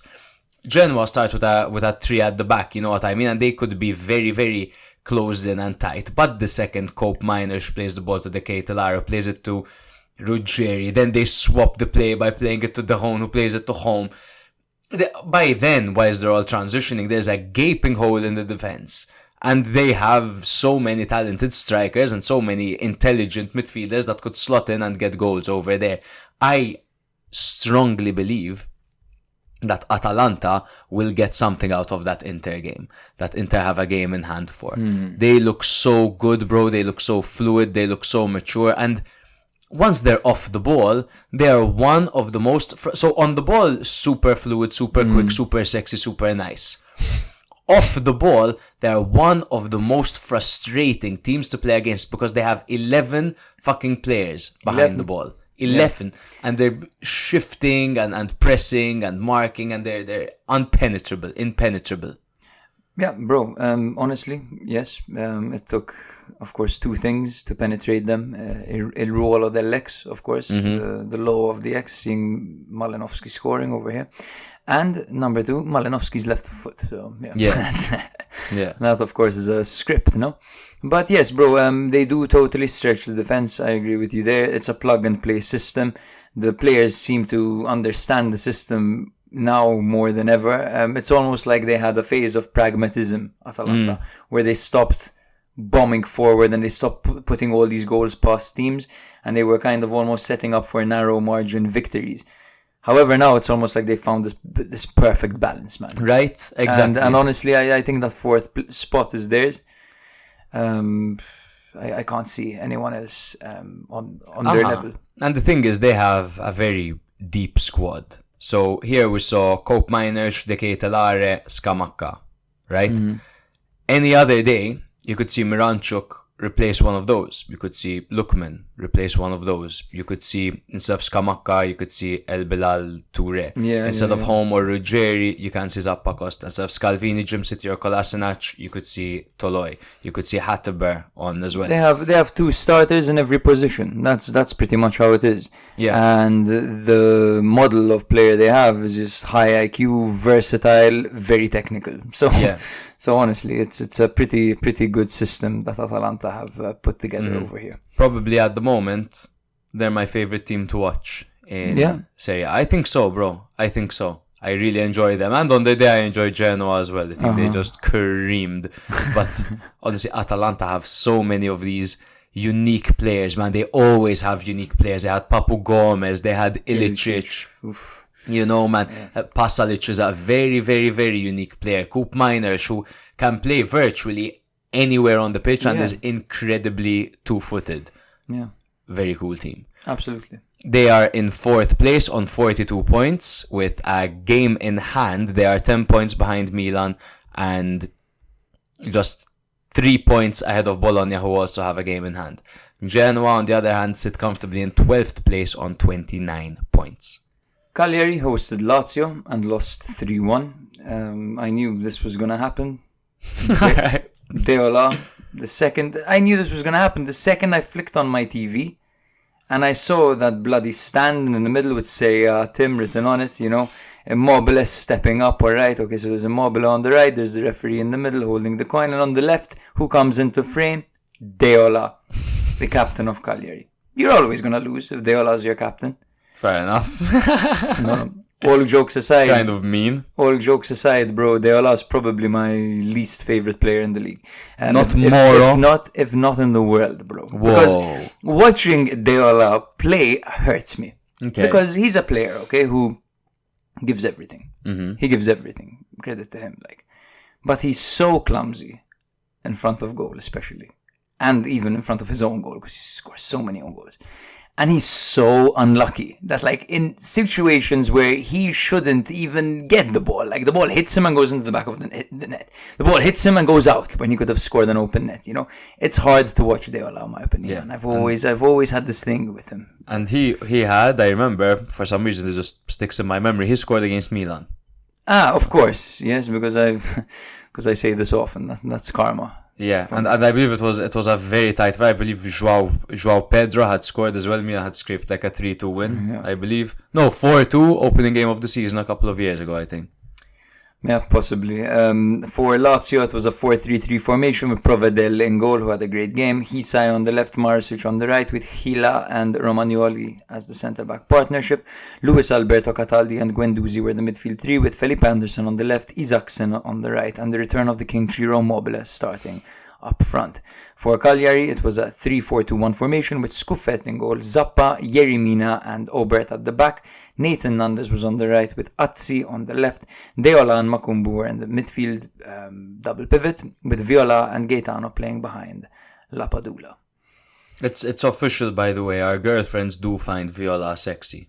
Yeah, it's official. They took him on Fanta and they saw him. Mm-hmm. No, the 26th. Or they saw him and then took him on Fanta. Yeah, I think Viola is one of those. If you see a picture, it doesn't do him justice. Then you see him standing over a free kick, you know, and you're like, that guy's cool. Yeah. The 26th minute was when it started. Lazio piled up the pressure, and Isaacsen's square pass past Scuffet obviously saw Deola fumbling the ball into the back of his own net. Now, this wasn't exactly his fault. Of course, this is all comic relief, what I'm saying about Deola. Or is it? Azzi went to clear the ball, totally mishit it. It hit Deola, who was flat-footed, and went into the back of the net. This is what I mean when I say he's unlucky. Azzi should have cleared that. Yeah. Azzi should have cleared that or scored the own goal himself. There was no situation where Deola should have hit that ball and scored an own goal. Yeah. But anyway. So that was the first half, 1-0. In the 49th minute, Ciro Immobile stole the headlines of this game. The headline is not actually Deola, it's Ciro's 200th Serie A goal, which he got from the tightest possible angle after an Isaacsen rebound. Well, Isaacsen shot and Immobile scored the rebound from a tight angle. Ciro looks to be back, bro, when it comes to his movement, at least. His offensive movement is so dangerous. I think he's top percentile probably when it comes to his movement along that opposition defensive line. He's not as sharp on the ball anymore. He often fumbles it, but when it comes to this movement, he's top tier. In the 51st minute, new boy Gaetano, who's on loan from Napoli, curled in an absolute peach to make it 2-1. The Cagliari fans really enjoyed that one. Luvumbo Zito flicked the ball to him with the outstep of his foot, and Gaetano curled it from outside the area, and you can hear the entire Sardinia stadium erupting. I forgot the stadium name, but it's in Sardinia. You always confuse him with Bove. Who? Gaetano? Possibly. In the last episode, I believe you did. I make the same mistake? I think you were just referring to him as Bove for some time. In the 65th minute, Felipe Anderson converted a well-worked team maneuver with the help of a deflection off of Zappa, and in the 84th minute, after coming on and looking quite lively, Kamada hit the post. So, brother, this is 4 losses in a row for Cagliari. What the hell should they do? Well, it's always tough to say a team should sack their manager, especially when the manager is Claudio Ranieri. No, look, I mean, Cagliari, as I have said many a times, I love them as a team because they are hustlers. However, they do lack a significant amount of quality in their team. They have close to no competitive individual quality within their team. There are few players that I look at and I say, wow, what a great player. Nathan Nandez is technically gifted, Viola is technically gifted, Lapadula's cool, sure, you know what I mean. Scuffe is kind of good, I guess, as a goalkeeper, but they really leave a lot to be desired, and you can fuck them, you can kill them, you know what I mean, and we've seen it happen. I think they're, to be honest, safely destined for the drop, and I don't think there are many managerial changes they can do to save this team. I think that in order for them to survive, a managerial change is all they can attempt, because there's no way you're changing 11 players. That's so overall I do agree with your analysis basically on Cagliari up until this point. However, I do think that this is the toughest moment in the season for them. This is almost a rebuild, you know, a ground zero. They had their best player, Luvumbo, who went to AFCON and was unavailable for a while. Hence, them losing literally 4 games in a row, because he's only just come back. So they need to get him ready again. Yerry Mina has just come into that defensive line and needs to settle. And Gaetano has come in on loan and hit the ground, to be honest, running. So that gives them a few difference makers going forward. So, for example, you have Viola and Gaetano, who are capable of magic moments. You've got a list of strikers. You've got so many strikers to the point that one of them is bound to hit a good spell of form. Now, you've got Lapadula, Pavoletti. You've got Petagna. You've got Eldor Shomorodov. These guys are all on Cagliari's roster. You know, they're all in their squad. I think I think they'll be okay, man. Maybe. I think that. You think that they'll be okay? Maybe. Yeah, I have a feeling that sounds like much like me. You're wishful. I don't know if I'm wishful or not, man. I think, for example, looking at this team, I like what I see more than, for example, with Frosinone. Because they can grind. I'm not sure Frosinone can grind when the going gets tough. Frosinone will leak goals no matter what. I think Cagliari might be able to sort that out, especially with Ranieri, an expert in the 4-4-2 formation. The personnel they have are tough, you know, and all they needed were these kind of creative players. Like, Frosinone, bro, but they can attack. They can attack, but Frosinone are dangerous. Frosinone, you have to stay alert for 90 minutes when you're playing Frosinone. Yes, you're... Everyone scores against them. That's it. Yeah, but doesn't everyone score against Cagliari, Jake? Roma beat them 4-0. Lazio beat them 3-1. Milan beat them 4-1 as well. Yeah, they're getting fucked. I'm telling you, this is the toughest. This is the toughest point in their season, I think. Let me take one quick look at the table, 1 second, so I can objectively give an opinion. So they are 19th right now with 18 points. In 17th, outside the relegation pool, you have Sassuolo with 20 points, Empoli with 21, Udinese with 22, then Frosinone 23, Lecce 24, etc., etc. No, mathematically they can. Of course, mathematically they can. But if you look at the form stats of all these teams, the worst form is, of course, by far Salernitana. Second worst is Cagliari. So it's only got bad for them now, Cagliari, you know. They have fucking 4 L's in a row, man. That's terrible, you know. And honestly, it's not a coincidence that they all happened when Luvumbo was there. Because what would Ranieri do?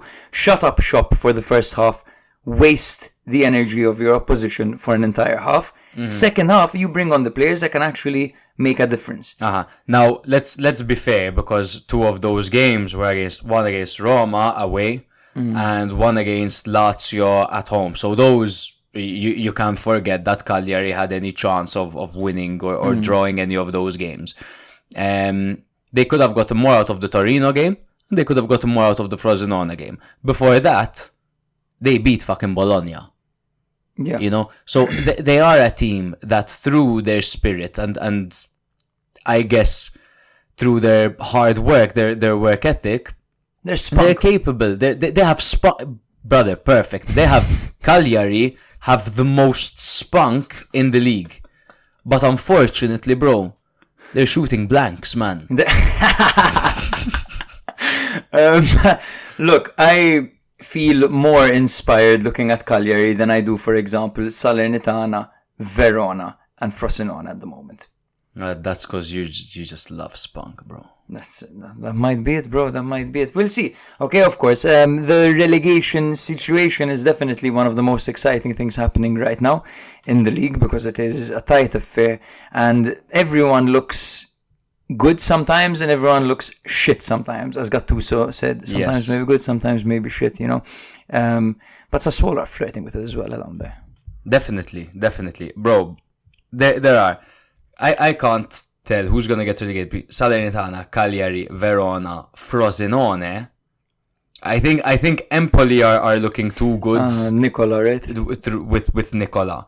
But the thing is, as they started getting better results, you know, they're still only just 2 points ahead of Verona in 18th and 3 points ahead of Cagliari in 19th. So they're still not safe. And they're only a couple of injuries or a bad spell away from being there again. Exactly. I mean, it can't get any worse for Cagliari. You know what I mean? They're on this 4 losses in a row streak. I think they can get their shit together and really improve and collect a few points towards the end of the season. Frosinone have to be part of the conversation. Absolutely. And Lecce, I would say, similar to Empoli. They're a bit too good to be there. I think I don't even consider Udinese and Sassuolo same here, as man, part to of be the honest. conversation, even though they're right fucking there. Because you know? they're bound to pick up points, you know what I mean? These are teams that are capable of beating the big dogs, you know, and that often makes a difference. As long as they can get the job done in the direct encounters against these teams, they should be okay. But yeah, the season, there's still quite a lot to play for. So I think we should move on and discuss Lazio a little bit, because they were the aggressors in this situation. They were the impressive side. I liked what I saw from Lazio. It was a good reaction. It was a very good reaction. And once again, I enjoyed watching Isaacson, who did, granted he got no assists, he got no goals, but both goals that were scored towards the end were thanks to him. You know, he forced them. Yeah. That was thanks to his dirty work. Kamada looked good coming off for the first time in a long time. Luis Alberto's kind of orchestrating, but he's not getting the same involvement. I have a hot take, bro, that this team can give fucking Bayern Munich some problems. You think? Is it because Bayern Munich have been I don't underwhelming? think it is a big parts because of that. So first of all, the worst thing that could have happened to Lazio happened ahead of this game. Bayern Munich lost embarrassingly to Leverkusen. Yes. Yeah. So that's the worst thing that could have happened to Lazio this game, because they would have wanted to face a side that isn't riled up and fired up to destroy them, basically, and to make an international statement. But at the end of the day, Cataldi came in instead of Rovella and really orchestrated play well. I think Cataldi was a phenomenal game. It was very good. Possibly the best I've seen of his in a long time. Yeah. So I think that back four is quite sorted, and if Sarri wants, he can even replace Gila with Casale, who's back. Yeah.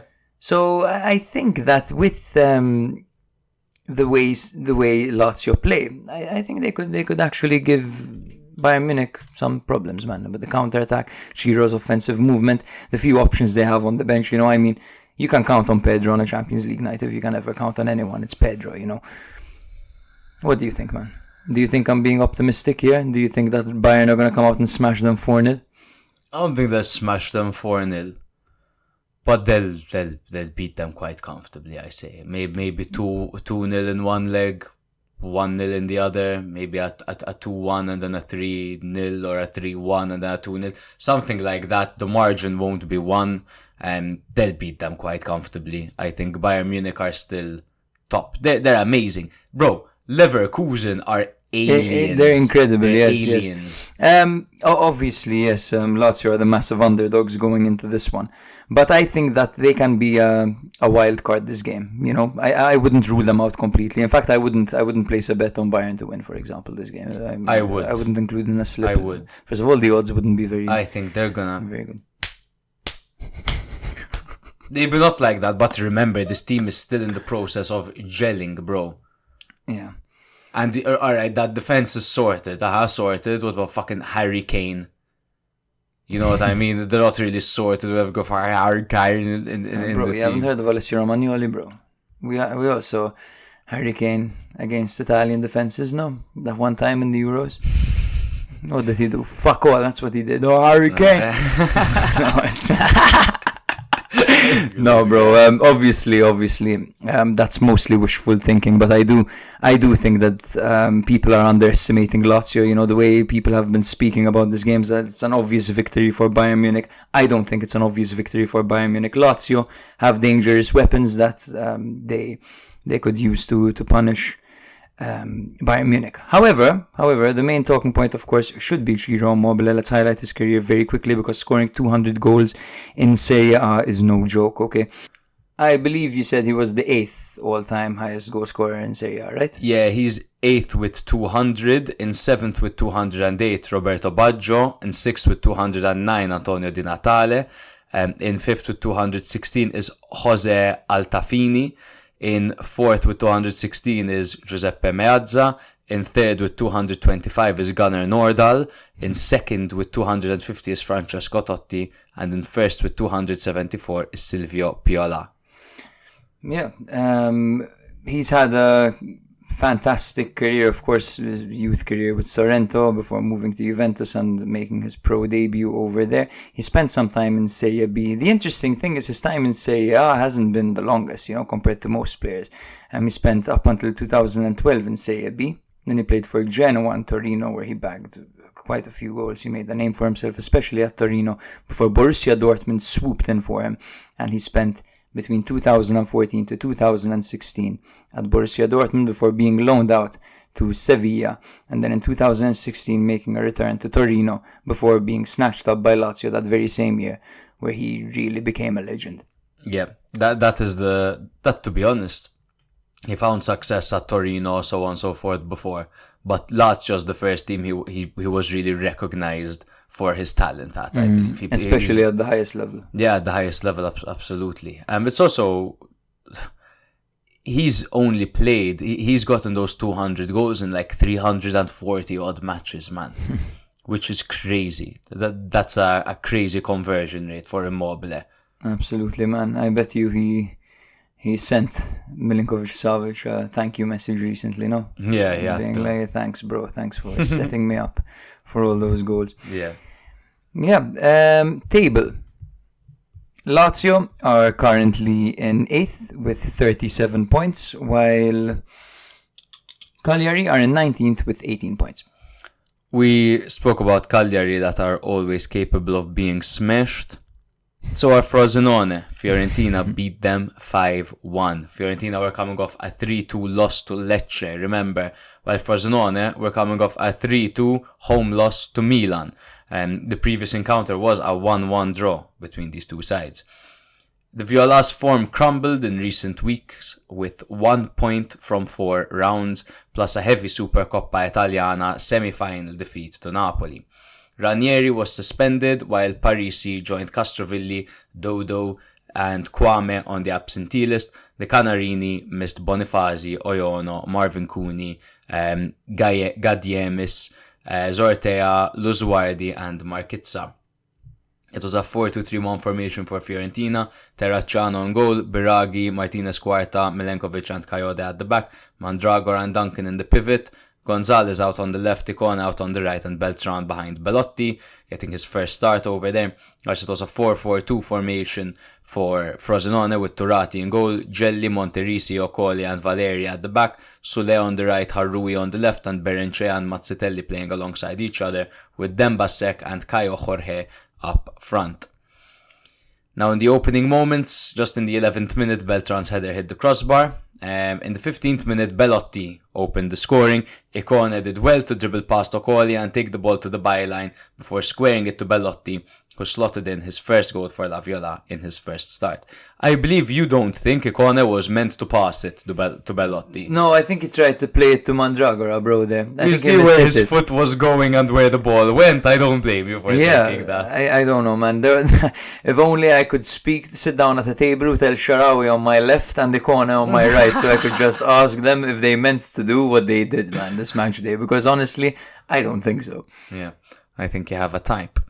In the 17th minute, Icone got his first goal of the season. His strike took a significant deflection off of Ocoli and went into the back of the net, completely bamboozling Turati. Nothing he could have done about it. But Giorco immediately, just 17 minutes in, has a lucky assist and a lucky goal to his name. No, come on, he did well to get that.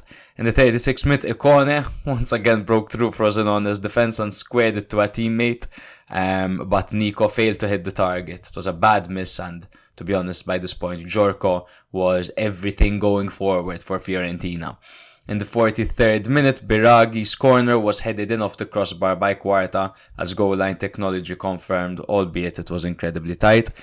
54th minute, Nico scored. Duncan headed the ball to the path of Nico, who struck a volley into the top corner. Very, very well hit by him. In the 66th minute, Mazzitelli got one back for Frosinone. His free kick took a big deflection off Milenkovic and hit the back of the net, sending Terracciano the wrong way. And in the 85th minute, Barak got a scrappy goal, but it's his first in over a year. Turati was down and a defender attempted to clear the ball to safety with his head, only for it to hit Barak's head and go in. What I also want to point out is that Caio Jorge missed two very, very clear-cut chances where he was unmarked. He had one in the 70th minute that was saved by Terracciano. It was a free header, and one in the 55th minute where Quarta gifted the ball to Caio Jorge at the back, but Terracciano, to be honest, did well to deny him. Bro, this was absolute annihilation. Yes. And it felt like a celebration for Fiorentina from the get-go. Belotti hit the ground running. Yeah. You know, that's a striker who fits the system, man. I think so, man. That makes perfect sense because he's a beast in the box, but he's also dependable outside it, you know. You look at Beltran and Nzola, if you could merge them into one player, you'd have the perfect Fiorentina striker. But unfortunately, they both lack something that Andrea Belotti, to be honest, might be able to give them, to offer, because Belotti can hustle, he can get dirty, he can grind in the box, he can put his head where most people won't even put their feet, and he's also pretty fucking good in the build-up play as well. You know, he actually excels there in my opinion. Playing him the ball at the halfway line, his hold-up play is top-notch. When it comes to Nzola, you know, counter-attacking striker, and Beltran, as we have mentioned before, is more of a 10. Before this, Fiorentina in all competitions, they lost to Lecce, they lost to Inter, they lost to Napoli, they drew to Udinese, they drew to Bologna, and they lost to Sassuolo. Those were their last 6 games before this, where they didn't have a single victory. Now they played against Frosinone, who, if you hit the ground running against them, it could be a free-flowing kind of thing. And like you said, it was almost like a celebration, Icone on the score sheet, Barak, Belotti, who just came in, Nico Gonzalez with a great goal, Quarta, reminding us that he's a goal-scoring centre-back. Yeah, so it was almost like, this was very important for Fiorentina. They needed a fucking break. They needed a big victory to give their players confidence, especially players like Barak, players like Icone, Belotti, who just came in. And now, again, they're going to have quite a few tough run-ins. So tomorrow they play against Bologna away from home in what is quite a derby in itself. Just 4 days later, they have another derby away to Nicola's Empoli. Which obviously I put Nicola's before Empoli to make it seem like a tougher game than it actually is, because Empoli have been very good under Nicola. After that they play Lazio, and then after that they play Torino and Roma, and then Atalanta, and then Milan. You know what I mean? And then Juve after that. So I don't know. I don't think it's gonna get much better. I think they should enjoy and savor this victory as much as they can. Yeah, I mean, they definitely needed the confidence boost. Yeah. So sometimes this is what you need, a smashing. No, the only problem for them is that their direct opponent for its spot, or one of their direct opponents for its spot, Bologna, and did the exact same thing. Yeah. They also exploded this match day. Yeah, I almost forgot what Fiorentina were capable of, and I think the striker change can make all the difference for them. Yeah, probably. However, like I said, bro, I'm just looking at these fixtures that they're playing, and I really don't see Fiorentina getting much out of most of these games. I mean, it's gonna be tough for them. I mean, they'll put up a fight in them, but as to how many points they'll collect, I don't know. And do you think, let's discuss this, because this is essentially the question here. Do you think that they'll go for that Conference League spot? Do you think they'll end up getting that Conference League spot, or do you think they'll finally take that next step to the Europa League? I mean, after the rainfall, what comes is the rainbow. So if they're playing all these tough games after each other, after that, it's like, oh, thank fuck, we'll have some of the easier ones now. And they are a strong side, and they have been improving from season to season. Now let me pull up the standings and have a jolly good look at this. Okay. Fiorentina in 7th. Oh my god. Remember, 8th might get Conference League. If 8th get Conference League, then they can do it. I don't see Fiorentina. I don't see Fiorentina getting Europa League. Man, that's I don't see. So tight. Look at 6th Roma with 38, 7th Fiorentina 37, 8th Lazio 37, 9th Napoli 35. Are you kidding me? That's mental, bro. Yeah. I don't think Fiorentina will get Europa League. There. Conference, boom. So conference if it's 8th. Conference if it's 8th. If it's 8th, they will. I'm almost certain. That's fair enough, man. I'm looking at this, and this is the toughest year for them, for sure. Bro, they could fucking finish 9th. What the hell is this league, man? Bologna in 5th, wild. You know what I mean? Wild, Roma in 6th, Lazio 8th, Napoli 9th. There's so much talent in this. We call it a top 7. Isn't that a top 9, bro, right there? How is that not a top 9? The 9 sisters. When it comes to the standings, Fiorentina are in 7th on 37 points. Whilst all the way down Frosinone in 14th on 23 points. So it's a question of, are Fiorentina going to get any European football? And on the other hand, are Frosinone going to remain in Serie A? I believe no and no. Speaking of Bologna, before they smashed Lecce 4-0 this match day, they had Skorupski in goal. They had a 4-1-4-1 formation with Posch on the right, Christensen on the left. Beuke and Calafiori as a centre-back partnership with Remo Freuler playing in that midfield hole himself, with Riccardo Orsolini / Orsonaldinho playing on the right. Alexis Salamakers on the left. Fabian and Ferguson playing behind Joshua Zirkzee. For Lecce, it was the usual 4-3-3 formation with Falcone in goal, Gallo on the left, Venuti on the right, with Baschirotto and Pongracic as the centre-back partnership, with Udin, Ramadani and Kaba playing as a centre midfield trio, with Banda on the left, Almqvist on the right, and Kristovic up front. Quick one. Yellow and red kits are my least favourite in the world. Why? Just aesthetically? Aesthetically. It reminds me of Birkir Kara, bro. Birkir Kara with the Birkir McDonald's Kara, logo, you know, with the McDonald's sponsor. I think it's But that also disgusting. reminds me of Mikkoli, which I like. It's a warm feeling. Yeah. But for those of you that don't know, Mikkoli played for Birkir Kara, because typically if you think of Mikkoli, you think of pink. Yeah, but we think of the Lecce colours, funnily enough. But anyway, Bologna started the game pretty much from the get-go in a dominant way, and just 4 minutes into the game, Beukema scored the opening goal after Falcone parried a close-range shot from Zirkzee into his path. Despite Bologna's control, Lecce had a brief resurgence after 20 minutes, with Skorupski making crucial saves. However, Lecce missed key opportunities, including a chance shocker for Kristovic. In the 4th minute, Bologna capitalized on Lecce's missed chances. They extended their lead to 2-0 with a powerful shot from Orsolini. Man, that guy can hit it. Yep. He found the net after a short back pass. The second half mirrored the first, as Bologna scored again after 4 minutes. This time it was Orsolini delivering a sublime goal. A powerful curler with his left foot. Bologna controlled the game in the second half. They went into damage limitation mode as Lecce struggled.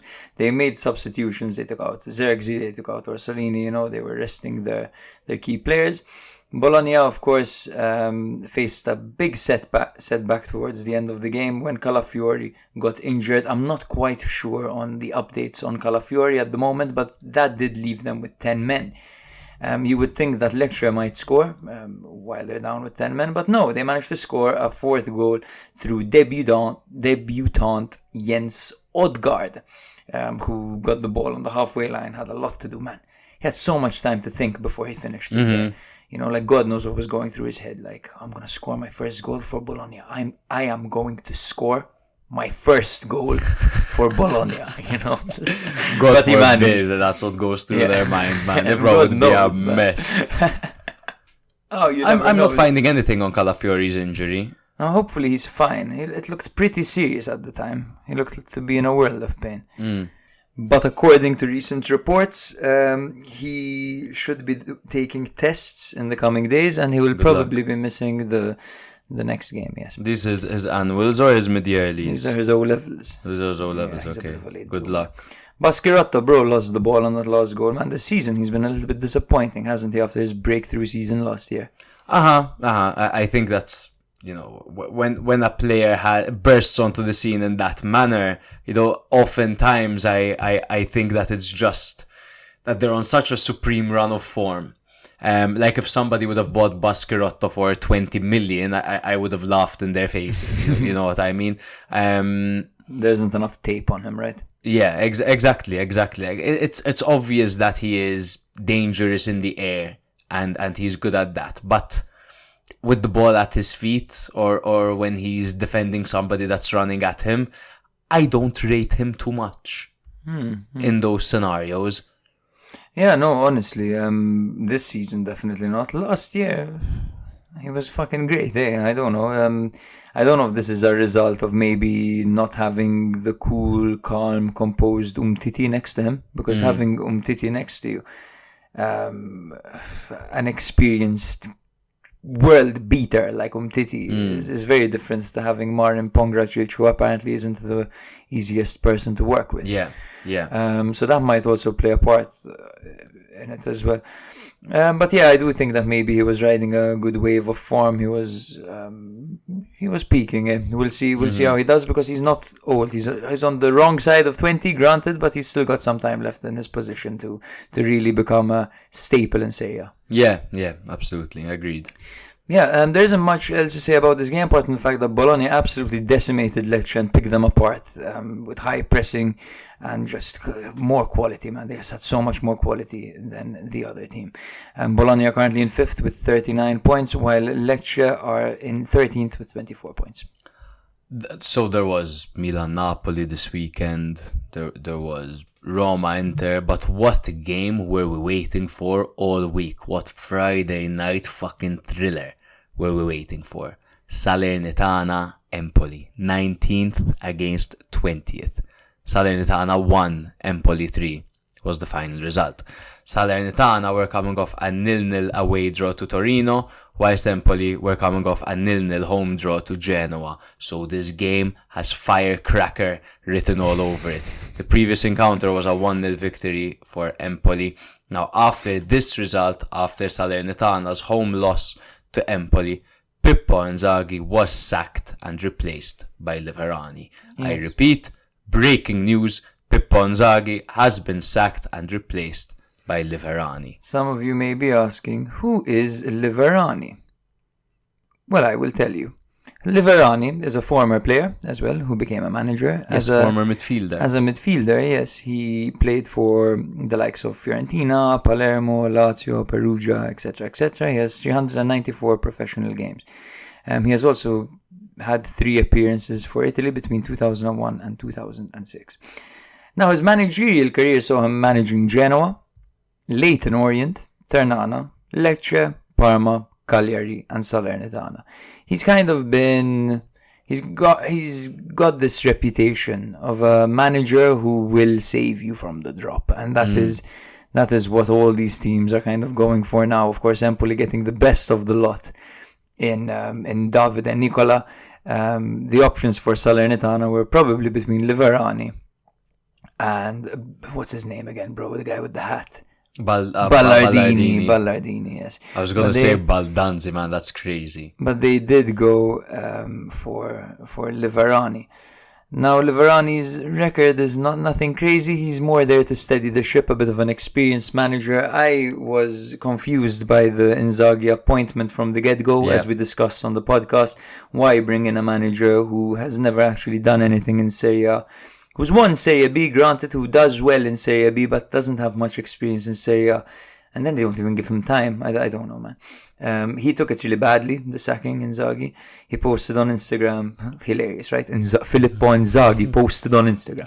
Anyway, he posted on Instagram saying that he had really fallen in love with Salerno and that the club has a special place in his heart and that he feels like his head was chopped off before he could get the job done.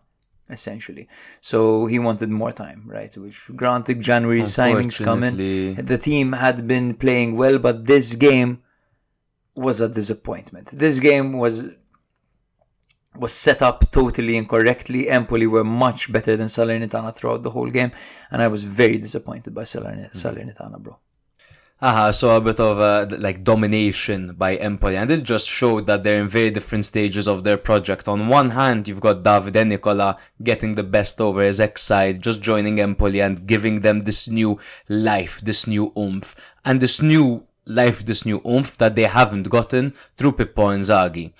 So it only made sense. If you can't win, if you're 20th and you can't win at home to 19th, out. I'm afraid that's as simple as it is, and they hadn't gotten a victory in so long, and this was their opportunity. So Salernitana started 4 of their January signings, including Jerome Boateng, Marco Pellegrino, who had a fucking shocker in this game, by the way, and Pierozzi and Zanoli. Also started Zanoli, obviously getting an own goal. So tough start for these new players. On the other hand, the visitors had Valukovic suspended, Caputo, Marin and Ebuehi not fully fit. Salernitana started with a 3-4-2-1 formation with Ochoa in goal and the backline of Pellegrino, Boateng and Pierozzi, a totally new back three over there. Bradaric on the left, Zanoli on the right, and a midfield two of Basic and Maggiore, with Castanos and Candreva playing behind Boulaye, Dia, Ficua. On the other hand, also a 3-4-2-1 formation for Davide and Nicola's men. Empoli, of course, not Salernitana, don't get confused. Caprile in goal, backline of Berezinski, Ismaili and Luperto. Giassi on the right, Cacace on the left, and the midfield two of Male and Grassi, with Zurkowski and Cambiaghi playing behind Cherry. Oh, is Cherry split in two? I thought he was at Juve. Wrong, Cherry. They're both big strikers, though. And I thought they were related for a sec. Yeah, right? When I saw Cherry 6'6" striker up front, I'm like, that's uncanny. Literally. Now, in the 24th minute, Empoli opened the scoring quite quickly. It was Cambiaghi's in-swinging cross that caught the head of Zanoli and looped over Ochoa and into the back of the net. Very unfortunate for Zanoli, who put his body in front of the ball over there. Then it was in God's hands, and, God was a cruel, cruel man on this day. In the 37th minute, Dia almost equalised as he squeezed a shot on the turn which scraped the outside of the post, and in the 44th minute, Caprile pulled off a stunning save to deny a Castanos volley, flying to the top corner and firmly striking the ball away in a flash. This was an excellent save by Caprile, save of the week for sure. In the 68th minute, Salernitana equalised through Wiesmann, another new signing. Kandreva's deep cross found Wiesmann perfectly, who headed past Caprile on his debut. Brilliant stuff. In the meantime, Nyang came on for Empoli and he opened his account from the spot in the 87th minute, sending Ochoa the wrong way skillfully. The penalty was won after Fazzini broke forward and was completely barged down by Pellegrino in the area. It was like a rugby tackle. Cancellieri was ready to take the penalty as the rigorista of the team, but Nyang just kept fucking insisting. He was so annoying, bro. There, man. He didn't stop. He wouldn't move. Like, I'm not gonna move. You're not gonna give it to me. Did you play for Milan? You didn't play for Milan. I played for Milan. He took it really well. He converted very. And then he got an assist at the end as well. Yeah. So I think, was it to Cancellieri, the assist? Yes, thank you very much. It was, so first Pellegrino gave the ball away and Nyang took the ball, and then he played it through to Cancellieri, who ended up running towards goal with Pirola defending, but not for long, as a quick shimmy sent Pirola to the ground and Cancellieri cleanly finished, taking his time to do so, getting his goal after generously giving his penalty to Nyang instead of punching him in the fucking face. So, yes, clearly Empoli worlds ahead of Salernitana project-wise this season in their quest for survival. Do you think Inzaghi shot himself in the foot a little bit by starting those 4 new signings, a completely new back three, and Zanoli on the right over there as well? That's a very good point, bro. I mean, I'm not really sure he had any options. Well, no, man. You know what? To be honest, the starting 11 that he had been deploying had been playing all right. Had been playing decently. Fazio, Gyomber, and Pasalidis were injured.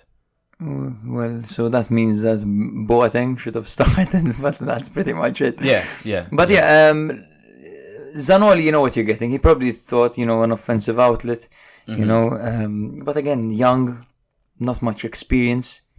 Same as Pellegrino. Same as Pirozzi. So maybe you're probably right in saying that this result, it's not a coincidence that this performance, was their worst one of their past 5 games. Because they threw in 4 new players, into the starting 11. You can't do that. You need to introduce them slowly. No. Start with the guys who have built the system that you're deploying. And how good are Empoli at moving the ball? In the sense that I don't want to overrate them. They're still a team that are battling relegation. But the difference to me between these two teams was they both defend. You know what I mean? They're both capable of putting 11 men behind the ball and playing a pragmatic style of football. But Empoli, to score 3 against Salernitana away from home, shows that their goal-scoring prowess under Nicola has really, really improved. This was the same team that in the opening 7 or something games didn't score a fucking single goal. Yeah. So this really shows massive growth for them. Absolutely, man. Empoli do look like one of the better sides in that relegation battle right now with Nicola. Yeah. I honestly at the moment, now I know it's early stages of new management, but at the moment I see them as much better than the other teams that are battling relegation at the moment. I see them better than Frosinone, I see them better than Verona, better than Cagliari, better than Salernitana. We'll see how they do in games moving forward against tougher opponents, but this is the same side that forced a draw out of Juve as well, sending them on a fucking spiral. They're currently now, as we speak, in 16th on 21 points, just 2 ahead of Verona, so relax. While Salernitana dead last, 13 points, Cagliari being 5 points ahead of them. And if Cagliari are 5 points ahead of you, you're in trouble.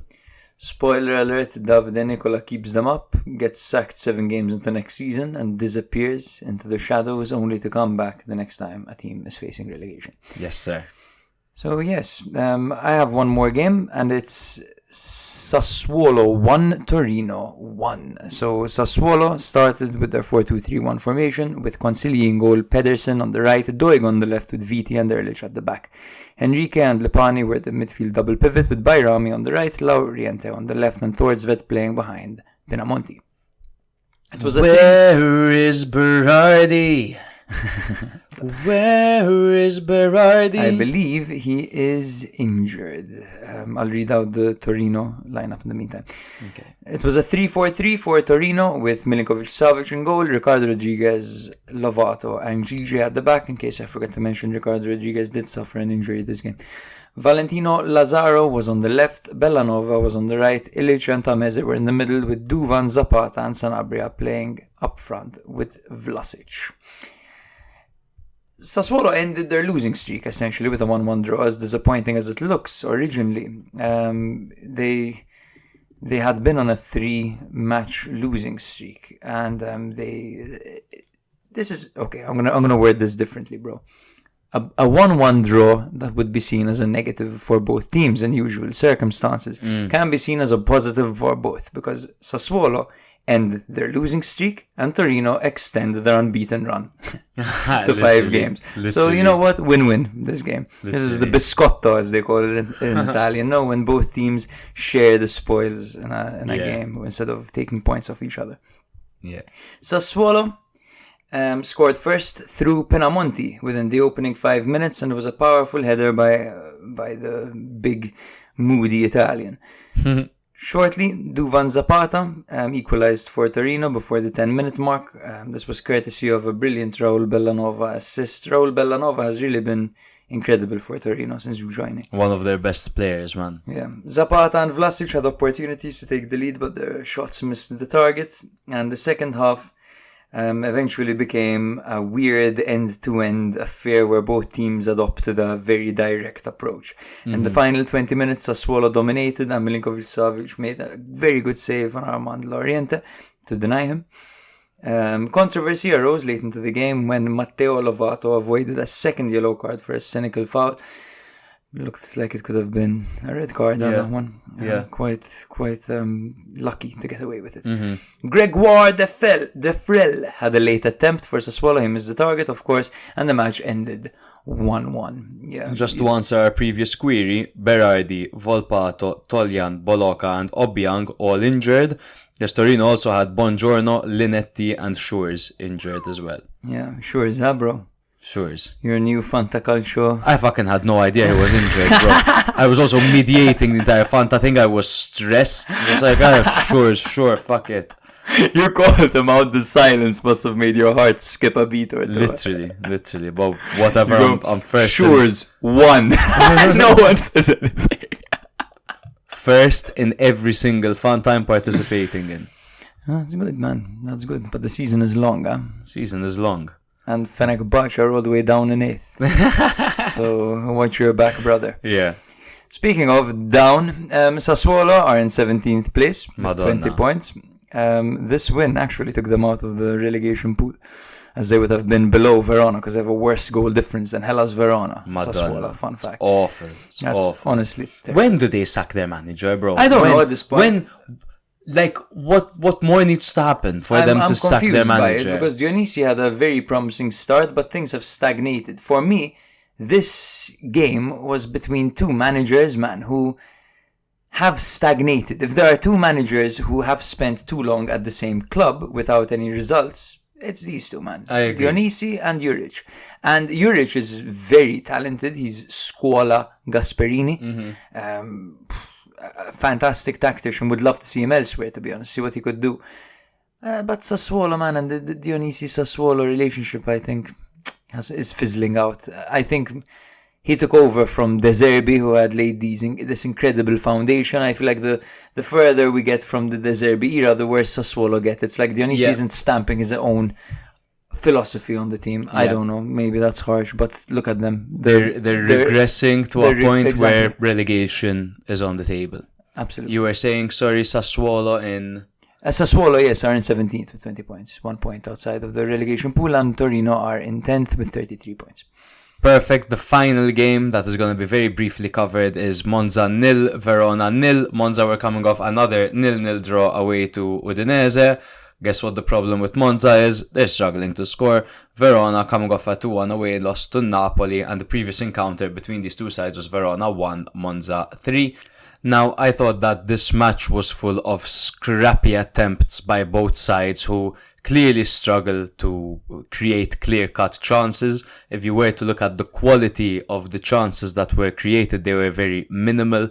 There was a lot of Andrea Colpani trying to create something out of nothing for Monza, whilst Verona, they also significantly struggled to create any chances. They started new boy Swiderski, who Jake has been raving about over the past 2 episodes. He struggled this game to make an impact, but to be honest, so did the rest of his teammates. He was isolated, to be fair. I thought Folorunshaw looked quite good, and he was probably the highlight of Verona's performances. However, it's hard to highlight an outstanding performer from each side when they both managed 11 and 10 shots, but only 1 was on target. So very scrappy affair between these two teams. I'm very disappointed in the way Colombo, unfortunately, has been performing for Monza. Yes, he's been doing this while he's been out on loan. He has periods of promise where he plays very well, and then he stagnates towards the end of the season. He did this at Spal, where in like 10 games or 12 games, something like that, he scored 6 goals and then went invisible till the rest of the season. He did that Lecce. He did that Lecce, and now he's doing the same thing at Monza. Milan have actually explored the idea of including him in certain deals, and they do. We do often see articles which say Colombo, which include Colombo's name in a potential swap deal, basically. Yeah, I believe the last time we saw that was a couple of weeks ago in January, so you're absolutely right. When it comes to the standings, Monza are in 11th place on 30 points, whilst Hellas Verona find themselves in 18th on 19 points, just 1 point from safety. So that's all we have time for, guys. Thank you very much for listening if you've made it this far, and we'll see you next week.